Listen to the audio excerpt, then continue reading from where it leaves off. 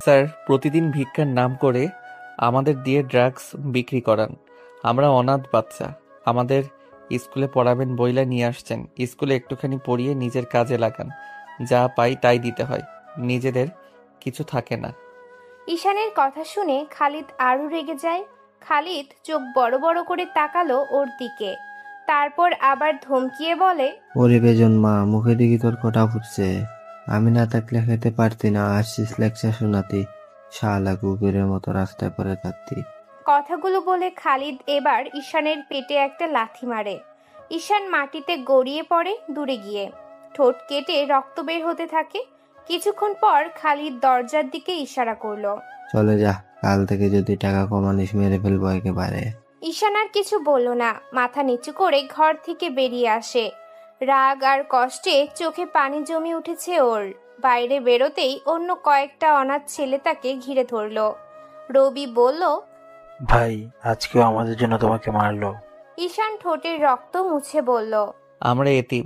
আমরা কারো ছেলে না রবি। আমাদের কোনো বাবা মা নাই। এরা আমাদের মানুষ বানায় নাই, দাস বানাইছে। দুবেলা খাবারের নাম করে আমাদের দিয়ে খারাপ কাজ করায়। পড়াশোনা যদিও অল্প আকারে করায়, কিন্তু এরা আমাদের মানুষ মনে করে না। ছোট্ট ইমন কেঁদে বলল, আমি তো আর পারি না ভাই। প্রতিদিন এই ড্রাগসের প্যাকেট বয়ে বেড়াই। পুলিশ ধরলে আমাদের মারে, লোকজন ধরলে চোর বলে ফিটায়। আমরা কার কাছে যাব? ঈশান চারপাশে তাকালো। রাস্তায় লোকজন হাঁটছে, নিজেদের জীবন নিয়ে তারা ব্যস্ত, কিন্তু ওদের দিকে আরো চোখ নেই। সে দাঁতে দাঁত চেপে বলল, একদিন আসবে, আমরা কারো দয়া নিয়ে বাঁচব না। ওরা আমাদের মেরেছে, শোষণ করেছে, সব হিসাব বুঝে নেব। সময় আসুক, শুধু তোরা আমার সাথে থাকবি। ওরা সবাই ঈশানের সাথে থাকার প্রতিজ্ঞা করে। অপরদিকে খালিদ নামের এই লোকটা বাইরে থেকে বড় সমাজ সেবক। শহরের সবাই তাকে অনাথ বাচ্চাদের প্রাণকর্তা বলে ডাকে। সে একটি ছোট্ট স্কুল খুলে রেখেছে, নাম দিয়েছে আলোক বিদ্যা নিকেতন। সেখানে অনাথ বাচ্চাদের পড়াশোনার ব্যবস্থা করেছে সে। লোকজন ভাবে গরিব বাচ্চাদের পড়াশোনা করাচ্ছে এই স্কুল থেকে খালিদ, কিন্তু ভেতরের আসল চিত্র অন্যরকম। দিনে 1 ঘন্টা হয়তো বই ধরাই, তারপরেই কাজে পাঠিয়ে দেয়। কেউ ড্রাগসের প্যাকেট ডেলিভারি করে ভিক্ষুক সেজে, কেউ বাজারে ভিক্ষা করে ড্রাগস বয়ে নিয়ে যায়, কেউ চুরি করে টাকা আনে। আর প্রতিদিনের সমস্ত টাকা জমা দিতে হয় খালিদের কাছে। ঈশান এসব বুঝতো। সে বুঝতো ওদের ব্যবহার করা হচ্ছে, কিন্তু তার বয়স ছোট। প্রতিবাদ করলে মার খেতে হয়। অনাথ বাচ্চারা একটা বড় হল রুমের ভেতর মেঝেতে পাতলা চাঁদ পেতে শুয়ে আছে। এটা খালিদের ছেলেদের হোস্টেল। সবাইকে দেখায় খালিদ অনাথ বাচ্চাদের থাকা, খাওয়া, পড়াশোনার ব্যবস্থা করে নিয়েছে। আলিশে মাথা রেখে ঈশান উপরের দিকে তাকিয়ে আছে। পাশ থেকে রবি বলল, ভাই, আমরা কি সারা জীবন এভাবে থাকবো?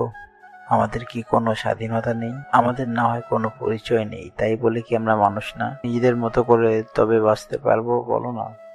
ঈশান নিজের বালিশের উপরে 2 হাত দিয়ে মাথা ঠেকে শুয়ে আছে। সিলিং এর দিকে তাকিয়ে আছে। তার চোখে অদ্ভুত এক জেদ। সেই জেদ নিয়েই ঈশান বলল, না রবি, আমি কসম খাইলাম, একদিন আমরা নিজেরা নিজেদের মানুষ বানাবো। কেউ আমাদের কুকুরের মতো ব্যবহার করতে পারবে না। আমাদের সমাজে নিজেদের পরিচয় বোঝাতে হবে। ঘুমায় এখন, কাল কি হবে তা ভেবে এখন সময় খারাপ করার কোনো মানে নেই। ঈশানের কথাই ওরা ঘুমিয়ে পড়ে। ঈশান এই ছেলেগুলোর ভেতরে সবচাইতে বড়। বাকিরা ঈশানের থেকে কিছুটা ছোট হলেও সবাই ঈশানকে মানে। পরের দিন দুপুরে খালিদ ঈশানকে ডেকে পাঠায়। ঈশান আসে খালিদের সামনে। টেবিলে এক গাদার টাকার স্তূপ সাজানো। খালিদ বলে, এই তোর হাতে যে হিরোইনের প্যাকেট দিলাম, এটা কাস্টমার পর্যন্ত পৌঁছে দিয়ে বুঝলি। আজকে কোনো ভুল চলবে না। আর টাকা দিয়ে এটা দে, সেটা ঠিকভাবে নিয়ে আসবি। কোনো রকম যদি উল্টা পাল্টা কিছু করছিস, তোর কিন্তু জানে মেরে ফেলবো। ঈশান মাথা নিচু করে প্যাকেটটা তার স্কুল ব্যাগে ঢুকিয়ে নিল, কিন্তু তার চোখে ঘৃণা ভরা। সে কারোর অর্ডার মানতে চায় না। সে বের হয়, রাস্তার এক কোণে গিয়ে দাঁড়ালো। সাথে ইমন, রবিও আছে। রবি জিজ্ঞেস করলো, ভাই, আজকে কি করবা? কাস্টমারকে মাল বুঝিয়ে দিবা? না, আজকে আর দেবো না। আজকেও এগুলো যাবে উপরে। সে ব্যাগটা কাঁধ থেকে নামালো। চেইন খুলে সে হঠাৎ প্যাকেটটা ছিঁড়ে রাস্তার পাশে নালায় ফেলে দিল। ড্রাগসের গুঁড়ো পানির সাথে মিশে যায়। ইমন ভয়ে কাঁপতে কাঁপতে বলল, ভাই, এ খবর যদি খালেদ জানে, মেরে ফেলবে তোমাকে। সাথে আমাদের যে কি হবে। রোজ রাতে শালা আমাদের বেল দিয়ে ফিটায়। ঈশান দাঁতের দাঁত চেপে বলল, মেরে ফেলো, কিন্তু আমি দাস হতে চাই না। যা তোরা, আমি আমার মতো থাকবো। ওরা চলে যায় ওদের মাল বুঝিয়ে দিতে। ওদিকে খালিদের কাছে কল দেয় ক্রেতা। মাল আসে না বলেই খালিদকে অনেক গালি দেয়। খালিদ বুঝে যায় ঈশান কাজটা ঠিক মতো করেনি। ঈশানকে সে খুঁজে কিন্তু পায় না। খালিদ খবর পেয়ে যায়। সে ঈশানকে ঘরের ভেতর টেনে নিয়ে আসে। তারপর লাঠি দিয়ে পেটাতে থাকে ঈশানকে। বাকি বাচ্চারা দরজার কাছে দাঁড়িয়ে আছে। হারামজাদা, তুই সাহস পাস কি করে? কে তোকে শেখাইলো আমার জিনিস নষ্ট করতে? মাল পৌঁছে দিস নাই কেন? যা রোজ কোথাকার, তোর জন্য ঠিক নাই, তুই আমার মাল নষ্ট করিস। ঈশান কাঁপা কাঁপা গলায় বলল, আমি আর ড্রাগস বিক্রি করব না, মারুন যত খুশি, আমি পড়াশোনা করতে চাই। খালিদ ক্ষিপ্ত হয়ে ওঠে। মারতে মারতে শেষমেশ ক্লান্ত হয়ে যায়। তারপর ছুড়ে বলল, চল বের হয়ে যায় শালা, কাল সকালে আবার টাকা না আনলে তোর লাশ রাস্তা থেকে কুকুর হবে, মনে রাখিস। ঈশানের পা ফেটে রক্ত বের হয়। সে চোখে পানি নিয়ে বাইরে বের হলো। রবি আর ইমন তাকিয়ে আছে তার দিকে, কিন্তু ঈশানের বুকের ভিতর অদ্ভুত আগুন জ্বলছে। সেদিন রাতে রেল লাইনের পাশে বসে ঈশান আকাশের দিকে তাকিয়ে চুপচাপ বলল, মা, তুমি কোথায় আছো জানি না, কিন্তু আমি কথা দিচ্ছি আমাকে কেউ কুকুর বলবে না। তোমাকে বা বাবাকে তো দেখিনি, কিন্তু আমি আমার পরিচয় নিয়ে বড় হতে চাই মা। আমাকে কেউ ভিখারি বলবে না। আমি একদিন এই শহরটা বদলে দেব। রবি, সুমন, ইমন ওর পাশে বসেছিল। ওরা কেউ কিছু বলল না, কিন্তু ওদের চোখে ভয় আর বিশ্বাস মিশেছিল। হয়তো তারাও স্বপ্ন দেখতে থাকে ঈশানের কথায়।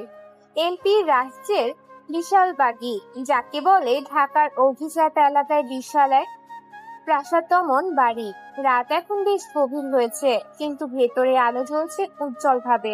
লিভিং রুমে বসে আছেন এমপি রাহিজ।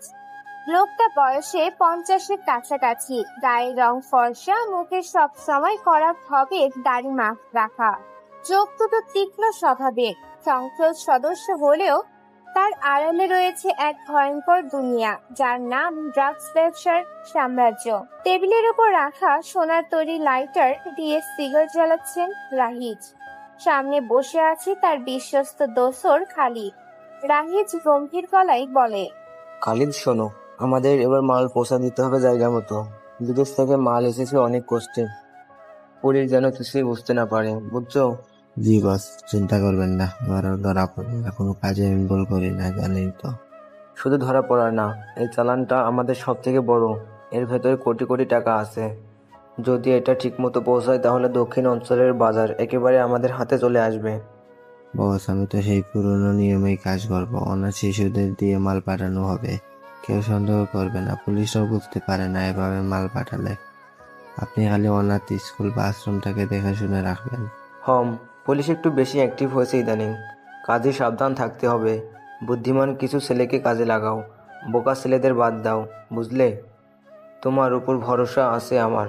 জি বস, আমার হাতে এমন 5 জন ছেলে আছে, তাদের মধ্যে একজন একটু বড়, নাম ঈশান, খুব চালাক ছেলে। ওকে দিয়ে কাজ ঠিকঠাক হয়ে যাবে। সে একটু বেয়ারা, তবে আমি ঠিক করে ফেলবো। তাহলে কাজ হয়ে যাবে। সাবধানে কাজটা করবা, মনে রেখো, ভুল করলে তোমাদের আমি ছাড়বো না। খালিদের গায়ে শীতল ঘাম জমে যায়। বসের একটাই কথাই যথেষ্ট, ভুল মানে মৃত্যু। খালিদ কেবল ঈশানের কথা ভাবছে।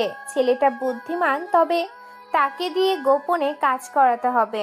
পরদিন দুপুর সব ছেলেদের বড় হল রুমে ডেকেছে খালিদ। ঈশানকেও ডেকেছে। ঈশান, ইমন, রবি ওদেরকে রেখে বাকি সবাইকে রুম থেকে বের করে দেয়। ওদেরকে নিয়ে ছোট্ট ঘরে আছে সে। ছোট্ট ঘর, চারপাশে পুরনো আলমারি আর ভাঙা চেয়ার রাখা। খালিদ বসে আছে, সামনে দাঁড়িয়ে ঈশান। খালিদ ঈশানকে কড়া স্বরে বলল, শোন ঈশান, কাল রাতে বসের সাথে মিটিং হয়েছিল, একেবারে বড় ডিল আসছে, মালটা পৌঁছাতে হবে জায়গায়। তুই আর 4 জন যাবি, বুঝছিস? এবার যেন ভুল না হয়। যদি কাজ করতে পারিস তোকে এবার অনেক টাকা দেব। আবার সেই মাল বহন করতে হবে? স্যার, আমরা কি কেবলই আপনার হাতিয়ার পড়াশোনার নামে এখানে এনেছিলেন? এখন শুধু আমাদের দিয়ে এইসব কাজ করান, আমি পারবো না। মুখ সামলে কথা বল, মনে রাখিস আমার ছাড়া এখান থেকে তোর টাকার কোথাও জায়গা নেই। অনেক বেশি কথা শিখেছিস। বসের অর্ডার এটা, আমি না চাইলে তোকে গিয়ে একদিনও খাবার দিতে পারবো না? পারবো না। সুতরাং যা বলি সেটাই করবি। পুলিশ দেখে সাবধানে চলবি। ঈশান ভেতরে ভেতরে ক্ষেপে উঠলেও কিছু বলে না, মাথা নিচু করে দাঁড়িয়ে থাকে। খালিদ ভাবে ছেলেটা রাজি হয়েছে, কিন্তু ঈশান নিজের মনে স্থির করে ফেলে, যত কষ্টই হোক এবার আর আমি এই নোংরা কাজ করব না। ঈশান চলে আসে। পরদিন ভোর, শহরের নির্জন এক জায়গা। কয়েকটা ছোট্ট ব্যাগ হাতে তুলে দেওয়া হয় 5 জন অনাথ বাচ্চাকে। বাইরে থেকে দেখে মনে হয় স্কুল ব্যাগ, গায়ে ওদের স্কুল ড্রেসও পরা, কিন্তু ভেতরে ছোট্ট ছোট্ট প্যাকেটে ড্রাগস ভর্তি। ঈশান ব্যাগটা হাতে নেয়, কিন্তু তার বুক কাঁপতে থাকে। সে জানে এটা যদি পৌঁছে যায় অসংখ্য তরুণ নষ্ট হয়ে যাবে। মাদক মানেই মৃত্যু, ধ্বংস। পাশে দাঁড়িয়ে খালিদ কঠিন চোখে তাকিয়ে থাকে। সাবধানে যাবি, এক ফুটা ভুললে হলে তোর সবটাকে একবারে ধরে মেরে ফেলবো। খালিদ চলে যায় সেখান থেকে। ওরা সবাই হেঁটে বেরিয়ে যায়। ঈশান হাঁটতে হাঁটতে মনে মনে ভাবে, না, এবার আর আমি করব না। এই মাল আমি পৌঁছাবো না। গন্তব্যে যাওয়ার পথে ঈশান এক ফাঁকে সবাইকে অন্য রাস্তা ধরতে বলে। শোনো রবি, যদি আমরা এই মাল পৌঁছে দিই তবে আবারও খালিদ আমাদের ব্যবহার করবে। আমরা কখনো মুক্তি পাবো না, তাই আমি ভাবছি এই মাল ধ্বংস করে ফেলবো। পাগল হয়েছ নাকি ভাই? খালিদ জানলে মেরে ফেলবে আমাদের, তোমাকে মেরে ফেলবে। মরলেও মরবো, কিন্তু আর এই অন্যায় করব না। আমরা অনাথ বলে আমাদের দিয়ে যা ইচ্ছে করাবে। ঈশানের কথায় কেউ সাহস করে না, কিন্তু ঈশান নিজের সিদ্ধান্তে অটল থাকে। কাছে একটা ড্রেনের ভেতর সব প্যাকেট ছুঁড়ে ফেলে দেয়। ব্যাগ ফাঁকা হয়ে যায়।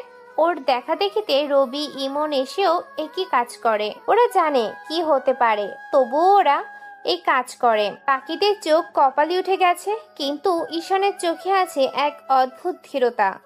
সন্ধ্যা নামতেই সবাই ফিরে আসে আশ্রমে। খালিদ তখন অপেক্ষা করছে রাহিজের কল। খালিদ, মাল পৌঁছাইছে তো? হ্যাঁ, আমি তো পাঠিয়ে দিয়েছি, এতক্ষণ তো পৌঁছে যাবার কথা। কিন্তু মাল যায়নি। আমি আসতেছি আশ্রমে। তুমি কথার খেলাফ করলে।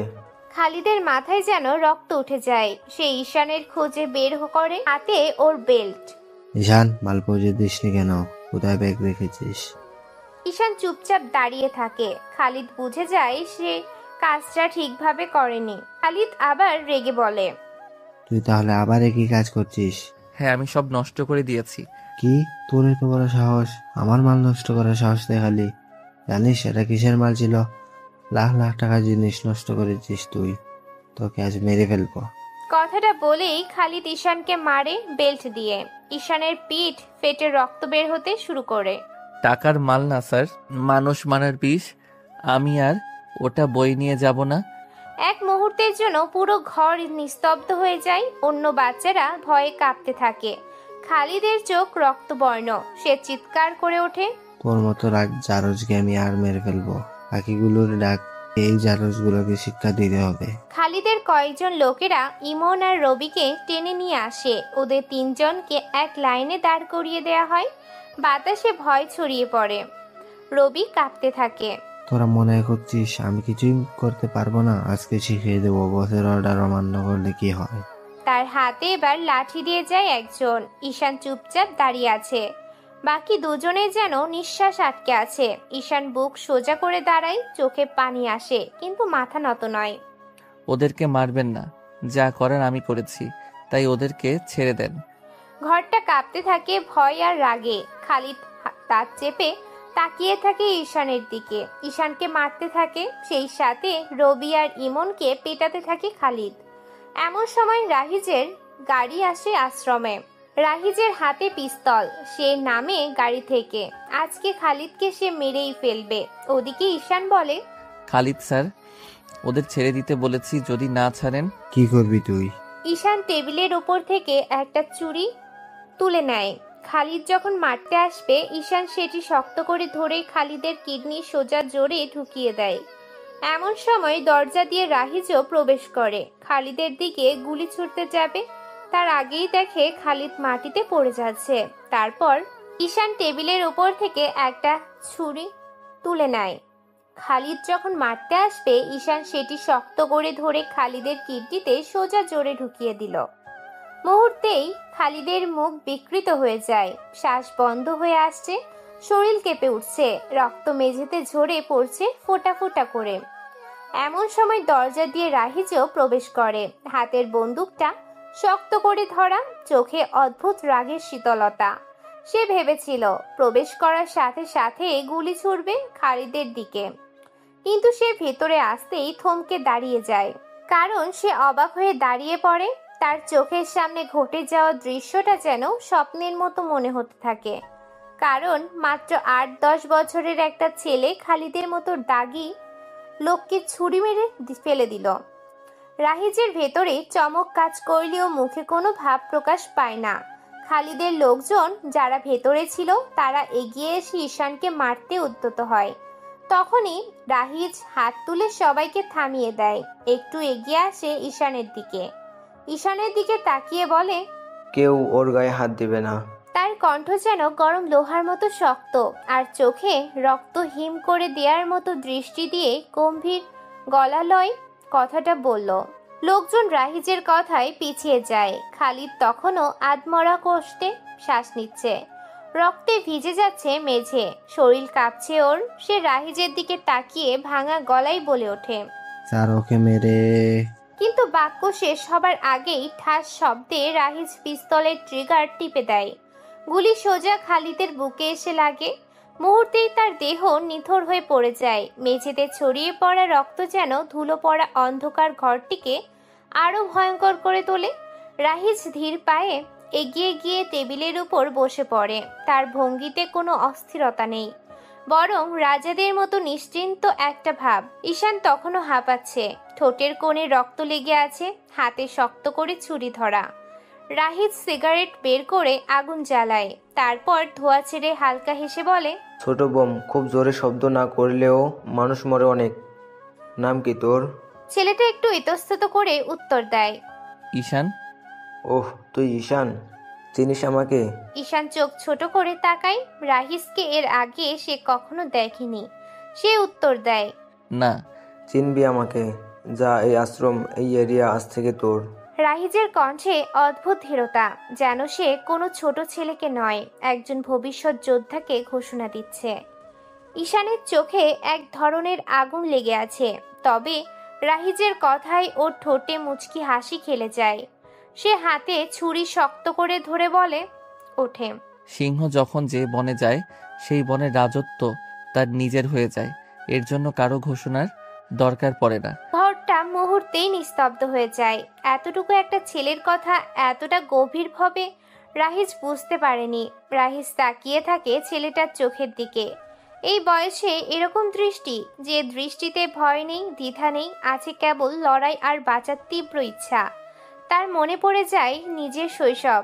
রাহিজও তো ছোট্ট বয়সে বন্দুক হাতে নিয়েছিল, তখন কেউ ওকে সুযোগ দেয়নি, বরং প্রতিটা পদক্ষেপে রক্ত আর বিশ্বাসঘাতকতা সামলাতে হয়েছে।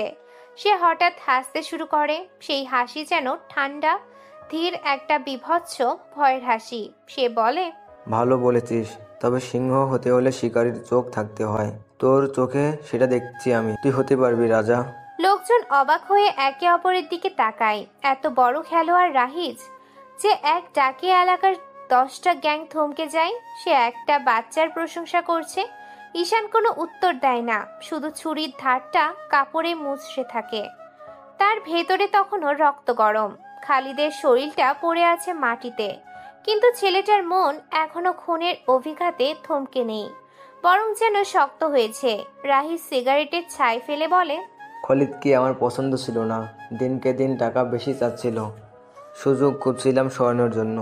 তুই সেই কাজটা করে ফেলেছিস। এখন শোন, এই জায়গা আজ থেকে আমার অধীনে তোর। আমি দেখব কে তোরে ছুঁতে পারে। তোর যেটা ইচ্ছা কর। ঈশান মাথা নাড়ে না, সে শুধু বলে, আমি কাউকে ভয় করি না, আমি কারো পরোয়া করি না। ভয় কেউ কারো করা লাগে না, তৈরি হয়ে যায়। তবে বুঝতে হয় কাকে ব্যবহার করতে হবে। রাহিজের গলা যেন শিক্ষকের মতো, কিন্তু প্রতিটা শব্দে হুমকি লুকিয়ে আছে। বাকিরা যেন বোকার মতো তাকিয়ে আছে ওদের দিকে। ঈশান যেন কোনো শিক্ষিত ছেলে। দুজনে বেশ কথা বলছে।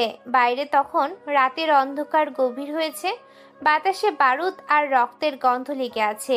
আশ্রমের পুরনো ভবনটা নীরব, মাঝে মাঝে কেবল কুকুরের ডাক ভেসে আসছে। চারদিকে খালিদের লোকজন দাঁড়িয়ে, কিন্তু কেউ এগিয়ে আসার সাহস করছে না ঈশানের দিকে। রাহিজ উঠে দাঁড়ায়, বন্দুক কোমরে গুজে রাখে। ঈশানের কাঁধে হাত রাখে সে। খালিদের থেকে পিস্তলটা নিয়ে ঈশানের সামনে রাখে, তারপর বলে, তুই আমার সাথে চল, তোরে একটা রাস্তা দেখাবো। ঈশান তাকিয়ে থাকে তার দিকে। সে জানে না এই মানুষটা বন্ধু নাকি নতুন ফাঁদ। তবে একটা ব্যাপার পরিষ্কার, রাহিজ তাকে চিনে ফেলেছে আর তাকে অস্বীকার করার উপায় নেই। ছোট্ট বয়স থেকেই ঈশানের জীবন কেটে গেছে ভয় আর ক্ষুধার মধ্যে। বাবাকে চিনে না, মায়ের মুখও অস্পষ্ট মনে আছে। রাস্তায় মানুষ মার খেতে দেখেছে, রক্তে ফেসে যাওয়া দেহ দেখেছে, কিন্তু কখনো এত কাছ থেকে কাউকে শেষ করেনি। আজ খালিদকে মারার পর সে বুঝেছে ভয় আসলে মানুষের ভিতরে দুর্বলতা।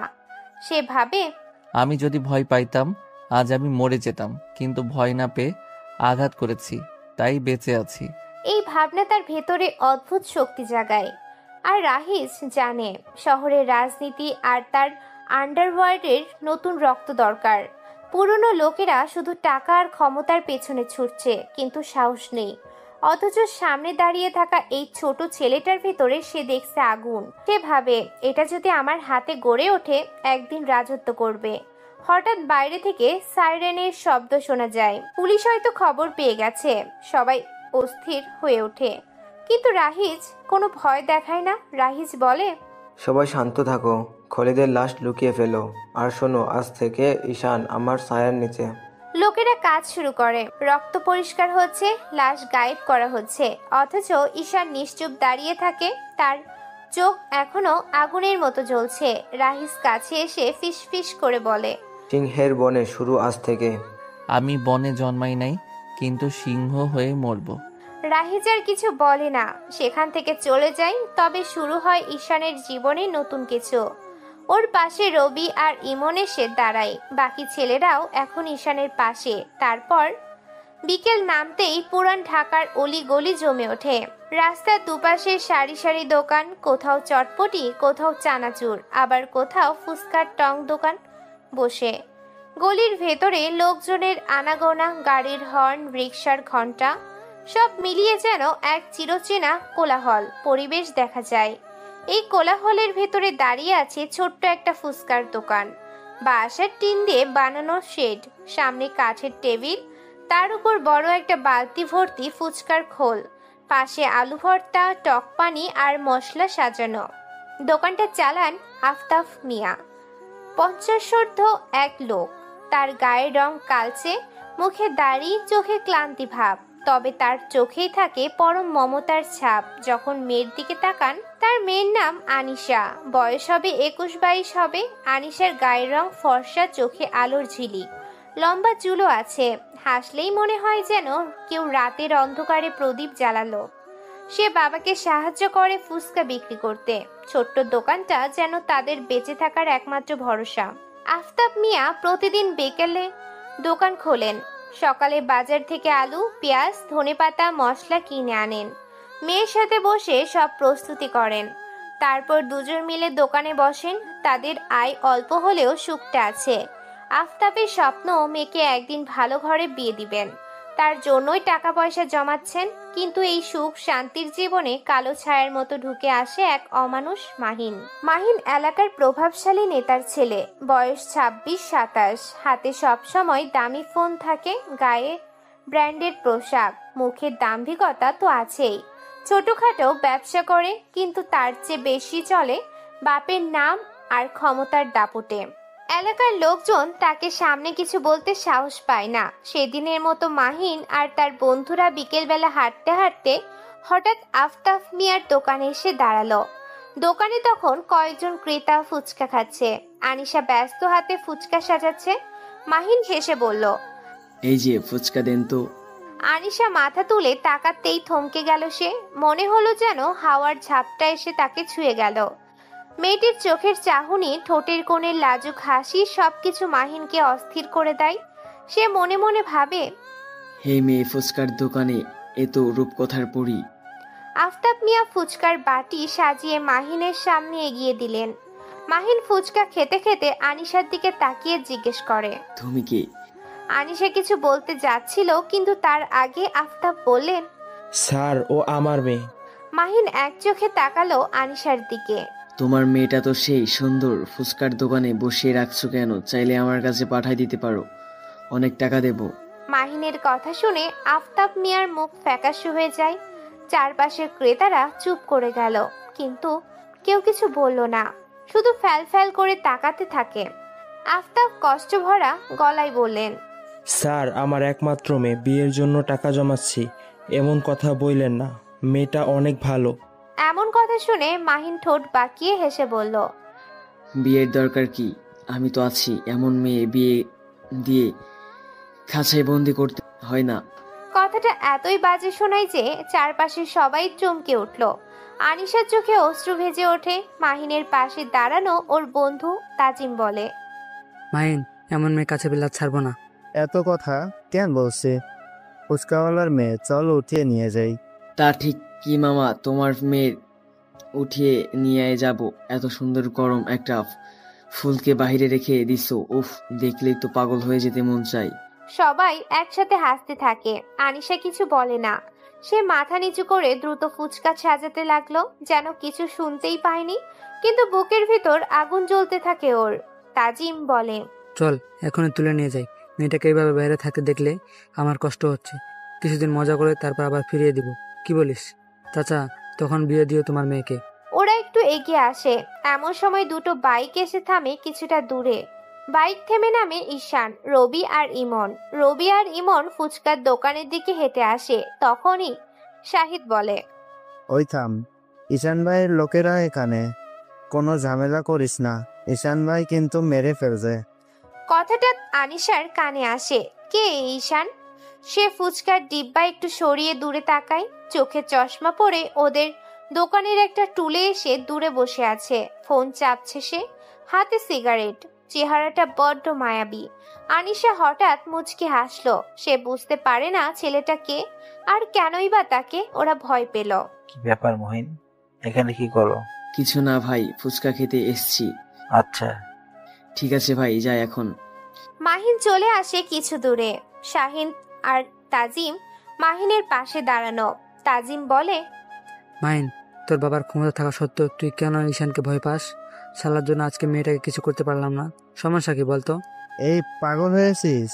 ঈশানকে চিনিস না? ঈশান নিজের গ্যাং চালায়, কোনো ভুল কাজ করে না, পুলিশ অব্দি তাকে মেনে চলে, এলাকার সবাই ঈশানকে ফেরেশতা মানে।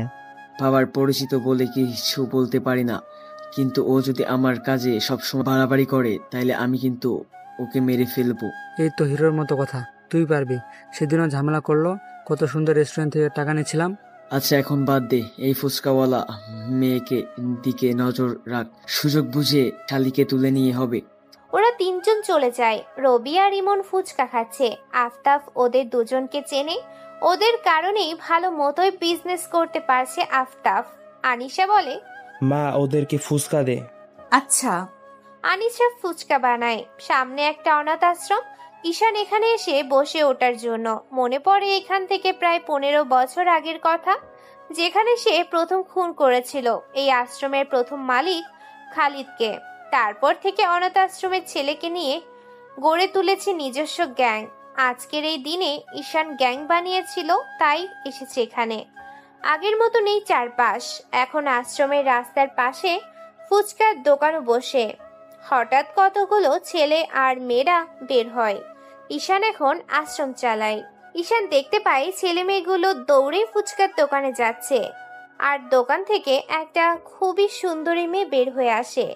মেয়েটা সবার সাথে হেসে হেসে গল্প করে। আনিশা মেয়েটা সবাইকে ফুচকা খাওয়াতে থাকে, সবার সাথে গল্প করছে। ঈশান এটা দেখে উঠে দাঁড়ায়। সে প্রথম কাউকে দেখছে যে অনাথ বাচ্চাদের সাথে মিশে কত সুন্দর খেলা করছে। ফ্রিতে ফুচকা খাওয়ায় আনিশা। যদিও আফতাবকে রবিরা টাকা দিয়ে দেয়, আনিশা এসব জানে না। কিন্তু ঈশান আনিশাকে প্রথমবার দেখে এভাবে, আর তাতেই ঈশানের মনে আনিশার প্রতি একটা আলাদা ভালো লাগা কাজ করে। বাচ্চারা চলে যায়, আনিশা আবার আসে। ফুচকা বানিয়ে শেফ প্লেট সাজায়, তারপর নিয়ে যায় ঈশানের কাছে। ঈশান অপলক দৃষ্টিতে তাকিয়ে থাকে আনিশার দিকে। আনিশা ফুচকা বাড়িয়ে বলে, এটা আপনার জন্য, আমি তো অর্ডার দেইনি। আমার তরফ থেকে গিফট। কেন, আপনার কি আজ বার্থডে? সেটা বলবো না, তবে ধন্যবাদ। কেন? আমার ইচ্ছে হয়েছে তাই। আপনাকেও ধন্যবাদ। কেন? ওই যে এতিম অনাথ বাচ্চাদের সাথে প্রথম কাউকে এভাবে মিশতে দেখলাম। ও ওটা, ওরা তো আমার ছোট বন্ধুরা। আমি যখনই আসি বাবার কাছে হেল্প করতে, তখনই ওদের সাথে এভাবে মিশি। তাছাড়া ক্লাস থাকে আমার। এই জন্যই আপনি সুন্দর। এতিমদের ভালোবাসি বলে সুন্দর? আর কোনো সৌন্দর্যতা দেখলেন না? হুম। গাধা। আনিশা চলে যায় ঈশানের হাতে ফুচকা ধরিয়ে দিয়ে। ঈশান লজ্জা মাখা চাহনি দিয়ে তাকিয়ে থাকে। রবি আর ইমন আসে। ঈশান বলে, মেয়েটা কে? ওই যে আফতাব চাচার মেয়ে, মনে নেই? তুমি একদিন চাচাকে চুরি দোষ থেকে বাঁচালে, বলেছিল তার মেয়ে অসুস্থ, টাকা দরকার, তাই রাস্তার দোকানের পাশ থেকে টাকা চুরি করে ধরা পড়ে। লোকজন মারার আগেই তুমি তাকে বাঁচিয়েছিলে। চাচার মেয়ে আনিশা। কেন বলো তো? না, এমনি। মেয়েটা অনাথ আশ্রমের বাচ্চাদের ভালোবাসে। মনে আছে তোদের? আমরাও একসময় এখানে থাকতাম। এরপর আমরা এখন এই শহরের চেনামুখ। হ্যাঁ, রাহিস স্যারের সাথে তোমার প্রথম দেখা হয়েছিল। থাক, বাদ দে। চল, ভাবছি রোজ এখন থেকে বাচ্চাদের দেখতে আসবো। ঠিক আছে। ওরা তিনজন বাইক নিয়ে চলে আসে সেখান থেকে। আনিশা আড়াল থেকে ঈশানকে দেখছিল। মনে মনে ভাবছে, এমন হাবা গোবা দেখতে ছেলেকে কে ভয় পায়, গর্ধপ একটা। পরের দিন ঈশান আবার আসে সেখানে। আনিশাও এসেছে। দুজন দুজনের দিকে তাকিয়ে থাকে। এমন সময় একটা কল আসে ঈশানের।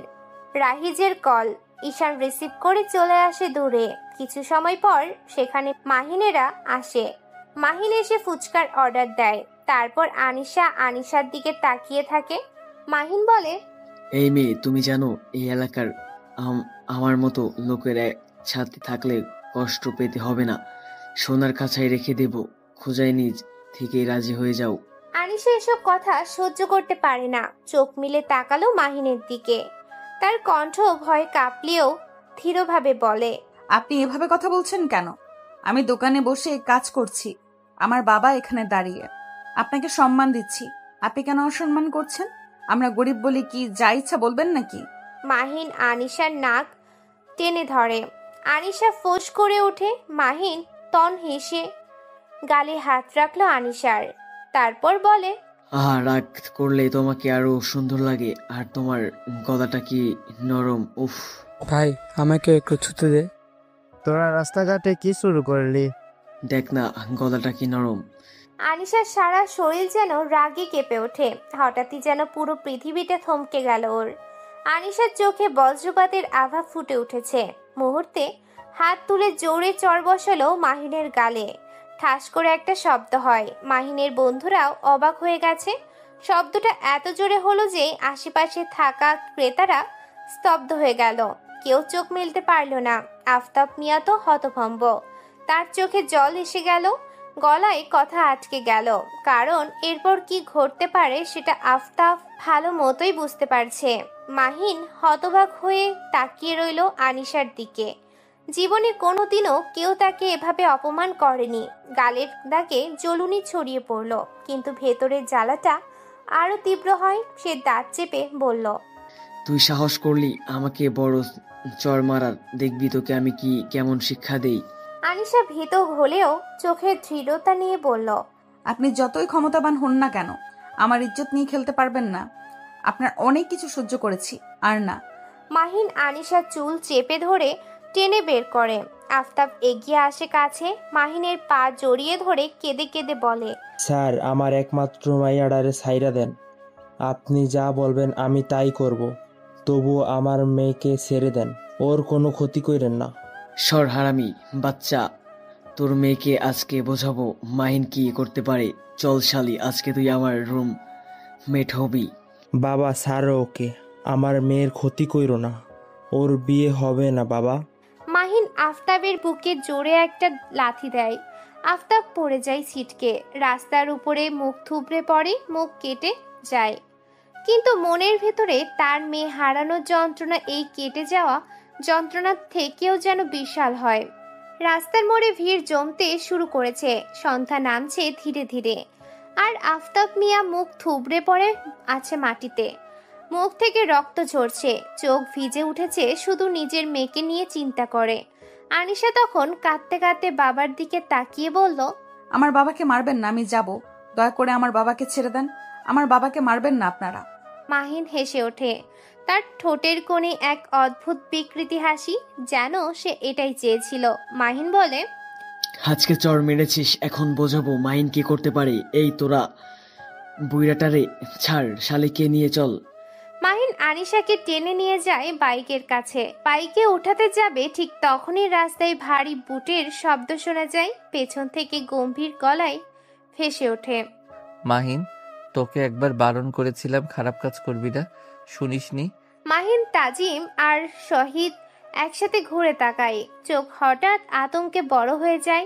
অন্ধকারের লাইট পোস্টের আলো স্পষ্ট দেখা যায় ঈশান দাঁড়িয়ে আছে। শহরের নামকরা গ্যাংস্টার, যার নাম শুনলেই পাড়ার ছোটখাটো গুন্ডারা দূরে সরে যায়, আর বড় নেতারা তো কথাই বলে না। ঈশান এগিয়ে আসে, চোখে যেন বজ্রপাতের আভাস। সে গম্ভীর গলায় বলে, মেয়েটাকে ছেড়ে দে মাহিন, চুপচাপ চলে যা। মাহিন ভড়কে গেলেও মুখ শক্ত করে বলল, ভাই দেখো, হিসেবটা আমার, তাই দোয়া করে আমার বিষয়ে নাক না গলালেই ভালো হবে। তাজিমও সাহস করে বলে উঠল, তাছাড়া আপনি ওর বাপের চামচা, কেন তার ছেলের উপরে কথা বলবেন? নিজের কাজ করেন, এসব আমাদের কাজ। ঈশান হেসে ওঠে। তার হাসিতে ভয় লুকানো নেই, বরং মৃত্যু লুকিয়ে আছে। তাই নাকি? আমার ধৈর্যের পরীক্ষা নিস না, বলছি ছেড়ে দে, চলে যা। আর তোদের পিছনে যার বাবাই থাক, সেই বাবাই ভালো করে জানে আমি কি করতে পারি। মাহিন এবার গর্জে উঠে বলে, ছাড়বো না। আমার গায়ে হাত তুলেছে, এই মেয়েকে ধর্ষণ করেই ছাড়বো। আমাকে তো সে চেনে না। কথাটা শেষ হতে না হতেই ঈশানের মুখ গম্ভীর হয়ে যায়। চোখের লাল রক্তিম রেখা যেন আরো উজ্জ্বল হয়ে ওঠে। সে এক ধাক্কায় এগিয়ে যায় মাহিনের দিকে। ঈশান খুব বেশি কথা বলে না। কাছে যেতেই মাহিন ঘুষি চালাতে গেল, কিন্তু ঈশান একসাথে সরে গিয়ে এক ঘুষিতেই মাহিনকে ফেলে দিল রাস্তায়। রাস্তার মানুষেরা দেখতে থাকে এসব। আমার বন্ধুকে মেরেছিস, তুই বুঝিসনি এখনো? তাহিদ দৌড়ে এসে ঈশানের পিঠে লাফ দিল, কিন্তু ঈশান পেছনে হাত বাড়িয়ে ধরে তার চুল টেনে মাটিতে আশ্রে ফেলে। শাহিদের মুখ থেকে চিৎকার বেরিয়ে যায়। তাজিম এবার পকেট থেকে ছুরি বের করে ঝাঁপিয়ে পড়ে। আনিশা ভয় পেয়ে চিৎকার করে ওঠে, ঈশানকে বলে, সাবধান। ঈশান একপাশে সরে গিয়ে তার হাত চেপে ধরে, এত জোরে মুচড়ে দিল যে ছুরি মাটিতে পড়ে যায়। তারপর এক লাথি মেরে তাজিমকে ছিটকে দিল। চারপাশের ভিড় তখন থমকে দাঁড়িয়ে দেখছে, কেউ সাহস করছে না কিছু বলার। মাহিন আবারও উঠে এসে ঈশানের দিকে ঝাঁপ দিল। ঈশান এবার তাকে বুকের কাছে ধরে এক ঘুষি মেরে ফেলে দিল। তারপর তার কলার চেপে ধরে গর্জে উঠে বলে, মেয়েটাকে নিয়ে আর একবার কিছু বললে তাহলে এই শহরে তোর আর নাম থাকবে না, সাথে তোর বাবার নামও মুছে দেব, বুঝেছিস? মাহিন কাঁচতে কাঁচতে মাটিতে পড়ে যায়। ভয় আর রাগে তার শরীর কাঁপছে। সে রক্তমাখা মুখে বলে, কাজটা ঠিক করলি না তুই, এর খেসারত তোকে দিতে হবে। ঈশান হাসে। মাহিনকে আর কিছু বলে না। সে ধীরে ধীরে আনিশার দিকে তাকালো। সে কাঁপতে কাঁপতে বাবার পাশে দাঁড়িয়ে আছে। আনিশা ভয়ে কেঁদে বলল, আমার বাবাকে ওরা মেরে ফেলবে, দয়া করে আমার বাবাকে বাঁচান। চিন্তা করবেন না, আপনার বাবাকে কেউ ছুতে পারবে না, আমি থাকলে, সাথে আপনাকেও না। কথাটা বলেই সে চারপাশে তাকিয়ে চিৎকার করে বলল, সবাই শোনো, যার সাহস আছে এই মেয়ের দিকে তাকিয়ে দেখা, আমি ঈশান আছি, যার দরকার মনে হয় আগে আমার সাথে হিসেব মিটাও। ভিড়ের মধ্যে থেকে কেউ শব্দও করল না। সবাই চুপচাপ সরে গেল। মাহিন, তাজিম আর শাহিদ ধীরে ধীরে উঠে দাঁড়ালো। চোখে আগুন থাকলেও শরীরে সাহস নেই। শেষবার হুমকি দিয়েও মাহিন বলল, এই বিষয়ে রয়ে গেল, একদিন তোকে দেখাবো। ঈশান একপাশে দাঁড়িয়ে রক্ত ভেজা হাসি দিয়ে বলল, যেদিন আসবি সেদিন তোর শেষ হবে, এখন যা এখান থেকে। ওরা তিনজন দৌড়ে পালালো এখান থেকে। আনিশা ভয় পেয়েছে। আনিশা তখন হঠাৎ দৌড়ে এসে ঈশানকে জড়িয়ে ধরে। সে কাঁপছে, বুক ভিজে গেছে কান্নায়। আনিশা বলে, আপনি না এলে আমার জীবন শেষ হয়ে যেত। বাবা বাবা শেষ হয়ে যেতেন। ঈশান একটু থমকে দাঁড়ালো। তার চোখে কঠিন গ্যাংস্টারের রাগ নেই, আছে শুধু নরম এক দৃষ্টি। সে ধীরে ধীরে আনিশার মাথায় হাত রাখলো, তারপর বলে, চিন্তা করো না, আমি আছি। আনিশা চোখ তুলে তাকালো ঈশানের দিকে। ঈশানের চোখে ঝড়ের পর শান্তির আলো লেগে আছে। এক অদ্ভুত নিরাপত্তার অনুভূতি জড়িয়ে ধরল তাকে। আফতাব মাটিতে বসে বলল, বাবা, তুমি না এলে আজ আমার মেয়েকে হারাতাম। আল্লাহ তোমার মঙ্গল করুক। ঈশান একটু হেসে বলল, চাচা, আমি শুধু আমার দায়িত্ব পালন করেছি। গরিবের মেয়ে হোক বা ধনী, মেয়ের ইজ্জত মানে সবকিছু। আনিশা ধীরে ধীরে হাত ছাড়ল, কিন্তু তার চোখে তখনও ভরসার অশ্রু। ঈশানের দিকে তাকিয়ে বলে, আমি কি আপনার কাছে একটা কথা বলতে পারি? কি কথা? আপনি সবার কাছে গ্যাংস্টার, ভয়ঙ্কর মানুষ, কিন্তু আমার কাছে আজ আপনি নায়ক। আপনি অন্যরকম ভালো মানুষ। কথাটা শুনে ঈশান একটু চুপ করে রইল। এতদিনে কেউ তাকে এভাবে বলেনি। সবাই তাকে ভয় পায়, ঘৃণা করে, যদিও সাধারণ মানুষ তাকে ভালোবাসে। কিন্তু আনিশার চোখে সে ভিন্ন কিছু দেখেছে, যেটা শ্রদ্ধা, কৃতজ্ঞতা আর একটুকু টান। রাস্তার বাতাসে হালকা শীত, আকাশে তখনও কিছুটা আলো রয়ে গেছে। রবি আর ইমন এসেছে। ঈশান ধীরে ধীরে বলল, নায়ক নই আমি, কিন্তু তুমি যদি আমাকে এমন ভাবো তবে মনে হয় আমার জীবনটা এখনো পুরো অন্ধকার হয়নি। আনিশা হেসে ফেলল অশ্রু ভেজা মুখে। তারপর হঠাৎ করে সে আবার ঈশানকে আলতো করে জড়িয়ে ধরে বললে, ধন্যবাদ, ধন্যবাদ আমাকে আর বাবাকে বাঁচানোর জন্য। ঈশান ও হাত রাখলো তার কাঁধে। অনেকদিন পর তার ভেতরে এক অচেনা উষ্ণতা অনুভব হয়, যা এর আগে কখনো হয়নি। আফতাব মিয়াকে ধরে ওঠানো হয়, ভিড় সরে গেছে। মাহিন, তাজিম, শাহিদ দূরে অন্ধকারে হারিয়ে গেলেও ঈশানের চোখে তাদের জন্য হুঁশিয়ারির ঝলক রয়ে গেছে। কিন্তু সেই রাতটা আনিশার কাছে চিরস্মরণীয় হয়ে রইল। এক গ্যাংস্টারের ভেতরে লোকানো নায়ককে সে খুঁজে পেয়েছে। আর ঈশানের জন্য যে মানুষটাকে সারা বছর ভয় পায়, সেই মানুষের কঠিন বুকেও প্রথমবার কারো অশ্রু ভিজে উঠেছে। কাশিম নামটা শহরের ব্যবসায়িক জগতে এক আলাদা ওজন রাখে। সামনের দিকে তার একের পর এক ব্যবসা। তার textile, import, export, construction company. সংবাদপত্রে প্রতিদিন ছবি ছাপা হয়। কোথাও মন্ত্রীদের সাথে হাসি মুখে হাত মেলাচ্ছেন, কোথাও বিদেশি কোম্পানির সাথে সই করেছেন কোটি টাকার চুক্তি। কিন্তু শহরের অন্ধকার গলিতে যারা একটু জানে তারা বোঝে, কাশিমের আসল ব্যবসা সামনের দোকানদারি নয়। তার আসল রাজত্ব লুকিয়ে আছে টেবিলের নিচে। অস্ত্র, মাদক, মানুষের দেহ, ব্যবসা সবকিছুর সাথে যুক্ত সে। সবচাইতে বেশি লাভ হয় বিদেশি মেয়েদের এনে সাপ্লাই দেওয়ায়। রাতের ক্লাবগুলোতে, ভিআইপি হোটেলের স্যুটে ধনীদের নোংরা চাহিদার বাজারে কাশিমি রাজা। এইবার তার সবচেয়ে বড় চালান আসতে চলেছে। মালয়েশিয়ার থেকে আসছে এক কন্টেইনার ভর্তি মেয়ে, 30 জন বিদেশি তরুণী। তারা অতি সুন্দরী, টলমলে চোখ, ভেতর সমস্ত মুখ। কাগজে কলমে কন্টেইনারে আছে ইলেকট্রনিক যন্ত্রাংশ। কিন্তু সমস্যা হলো, এইবার পুলিশ আগে থেকে খবর পেয়েছে।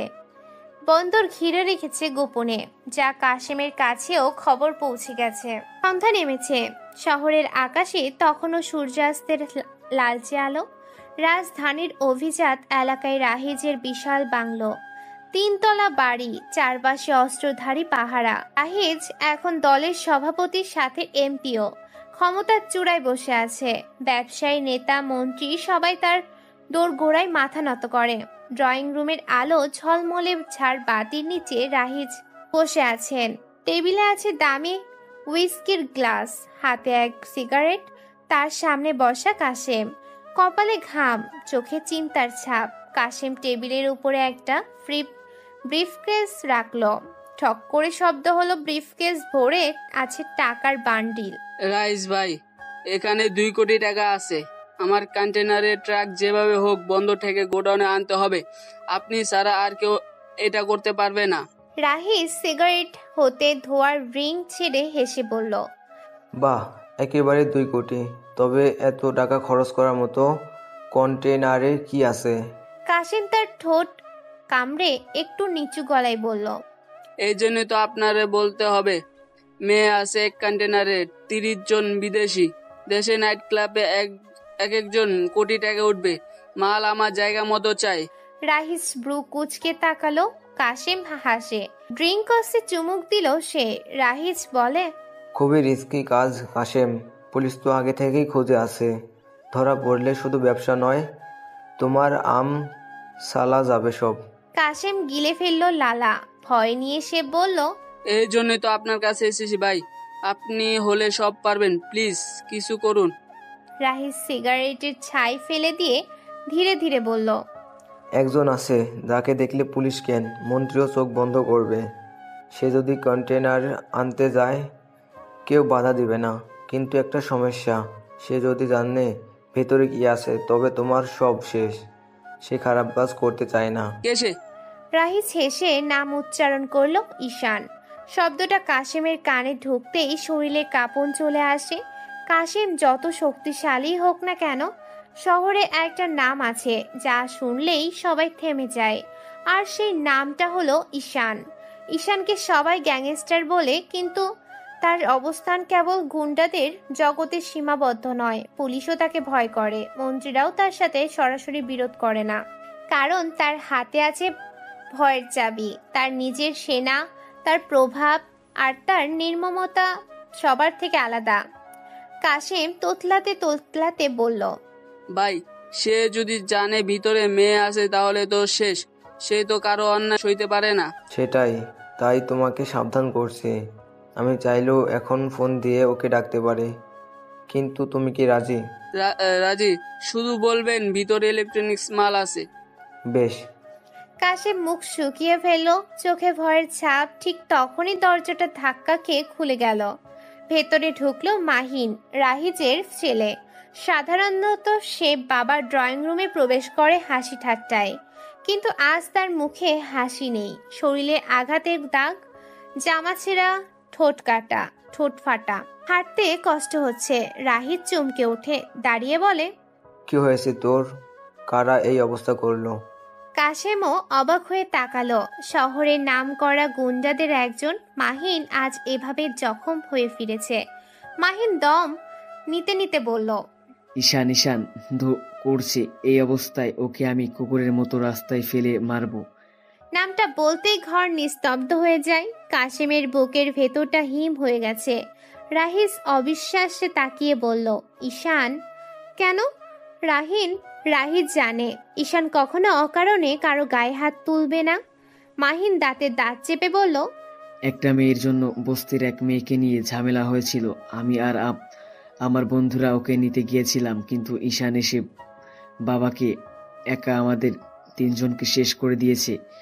তোমার মনে হয় কাজটা করে সে আমার গায়ে হাত তুলেছে? আমি ওকে না মারা অবধি শান্তি পাবো না। আমার শরীর যত লাথি আর ঘুষি মেরেছে আমি সব কয়টা ওকে ফেরত দেব। মাহিনের চোখে প্রতিশোধের আগুন। কাশেম থমকে গেল। সে বুঝলো তার সবচেয়ে ভয়টা সত্যি সত্যি হতে চলেছে। যদি রাহিজ এখনই ঈশানকে সামনে আনে, তাহলে কন্টেইনার তো দূরের কথা, কাশেমের সব গোপন অন্ধকার ফাঁস হয়ে যাবে। রাহিজ কিছুক্ষণ চুপচাপ রইল, তারপর ধীরে ধীরে সিগারেট নিভিয়ে বলল, ঈশান সত্যি তোমাকে মেরেছে? বাবা, আমি কসম কাটছি, আমি ঈশানকে শেষ না করা অবধি শান্তি পাবো না। আচ্ছা, আমি দেখছি, ভিতরে যাও তুমি। এমন সময় ঈশান ভিতরে আসে। ঈশানকে দেখে মাহিন রাগে গজগজ করে ভিতরে চলে যায়। তারপর ঈশান এসে বসে চুপচাপ রাহিজের সামনে। টেবিলে দেখতে পাই টাকার ব্রিফকেট পড়ে আছে। ঈশান সেদিকে না তাকিয়ে সিগারেটের প্যাকেটে হাত তুলে নেয়। তারপর সিগারেটে আগুন জ্বালিয়ে বলে, সিংহ যখন মনে রাজা হয় তখন দূর থেকে বুড়ো বাঘ আর নেংড়েরা গর্জন করে ক্ষমতা নিতে চায়, কিন্তু কেউ সাহস করে সিংহের কাছে আসে না। আপনার ছেলেকে সাবধান করবেন।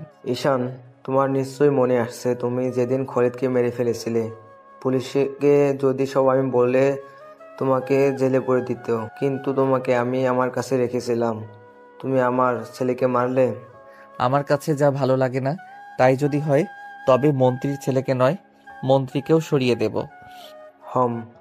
আচ্ছা বাদ দাও, একটা কাজ আছে। কি কাজ? বন্দর থেকে কন্টেইনার ট্রাক আনতে হবে, কাশেমের গোডাউনে পৌঁছায় দিতে হবে। কন্টেনারে কি আছে? কাশিম ঢোক গেল। রাহিজের দিকে তাকিয়ে আছে। রাহিজ সিগারেট হাতে নিয়ে বলে, ইলেকট্রনিক্স মালামাল একটু পাচার টাইপের করে আনতে হবে, তাই পুলিশ থাকতে পারে। তুমি কাজটা করে দিও, যা টাকা লাগে নিয়ে যাও এখান থেকে। আচ্ছা, কাজ হয়ে যাবে। ঈশান কথাটা বলে সেখান থেকে চলে যায়। কাশেম যেন হাত ছেড়ে বাঁচে। রাহিজ চুপচাপ ঈশানের চলে যাওয়ার দিকে তাকিয়ে থাকে। ঈশান চলে যেতেই কাশেম আস্তে আস্তে বলল, ভাই তাহলে তো আপনার জন্য এটা সুযোগ। আমি যদি আপনাকে সাহায্য করি আর আপনি যদি ঈশানকে সরিয়ে দেন, তাহলে আমার ব্যবসা বাঁচবে, আপনার প্রতিশোধও নেওয়া হবে। আমি আপনার চোখে দেখেছি ঈশানের প্রতি আপনার রাগ, সরাবেন ওকে? রাহিজ তাকিয়ে রইল কাশেমের দিকে। চোখে এক অদ্ভুত খেলা এসে জমেছে, যা আগে ভাবিনি সেটাই ভাবনাতে উকি দিচ্ছে রাহিজ। বলে, তুমি কি জানো কাশেম, ঈশানকে সরানো মানে শুধু একজন মানুষকে শেষ করা নয়, মানে শহরের অর্ধেক শক্তি নিজের বিপক্ষে আনা। ওর এক ডাকে হাজার হাজার লোক রাস্তায় নামে, কিভাবে সম্ভব হবে? কিন্তু ভাই, যদি ও থাকে তবে আপনার ছেলেকে মরতে হবে। আপনি যতই খারাপ হন না কেন, নিজের চোখে সামনে আপনার ছেলের লাশ আর ছেলের খুনিকে দেখতে চাইবেন না। এমন সময় মাহিন আসে আবার সেখানে। মাহিন দাঁতে দাঁত চেপে বলল, আমি ভয় পাই না, আমি শুধু চাই আমার বাবা সহতা। আমি চাই আমার প্রতিশোধ। বাবা, তুমি শুধু একবার বলো, আমি সব ব্যবস্থা করে ফেলবো। রাহিজ ধীরে ধীরে উঠে দাঁড়ালো। জানালার দিকে গিয়ে বাইরের অন্ধকার গলির দিকে তাকায় সে। শহরটা আলোয় ঝলমল করছে, কিন্তু সেই আলোর নিচে লুকিয়ে আছে অন্ধকার। তার মনে দ্বন্দ্ব এসে উকি দেয়। একদিকে টাকা, ক্ষমতা, রাজনীতি, অন্যদিকে ছেলে মাহিনের প্রতিশোধ আর নিজের সম্মান। সে ধীরে ধীরে বলল, কাশেম, তুমি অনেক বড় খেলা খেলতে চাইছো। ঈশানকে ব্যবহার করে কন্টেনার আনতে চাইছো, তাকে সরানোর কথা বললে, কিন্তু শোনো, এখন খেলা বদলাবে। মানে? রাহিজ ঘুরে দাঁড়িয়ে গম্ভীর স্বরে বলল, এখন ঈশানকে বোকা বানাতে হবে। যদি ওকে সরাসরি বাধা দেই আমরা শেষ, কিন্তু ওকে যদি খেলার নামাই তবে হয়তো সুযোগ তৈরি হবে, কন্টেনারও আসবে, প্রতিশোধও নেওয়া হবে। মাহিনের চোখে ঝিলিক দেখা দেয়। তার মানে ওর বাবা অনুমতি দিয়েছে? মাহিন সাথে সাথেই প্রশ্ন করে, তাইলে বাবা তুমি ঈশানের বিরুদ্ধে নামবে? রাহিজ এক গম্ভীর শ্বাস ফেলে বলল, হ্যাঁ, এবার সময় এসেছে। সব নেতাদের ডাকো। এতে যত নেতা সাথে ঈশানের ঝামেলা হয়েছে, সবার শক্তি একত্র হলে ঈশান শেষ। মাহিন অনেক খুশি হয়। এবার ঈশানকে সরাতেই হবে। রাত গভীর হয়েছে, শহরের আলো এখনো ঝলমল করছে, কিন্তু আনিশার পাড়াটা অন্ধকারে ঢেকে আছে। ওদের ছোট্ট একটা ভাঙাচোরা বাড়ি, টিনের চালা, দেয়ালে ফাটল, কোথাও কোথাও স্যাঁতস্যাঁতে দাগ।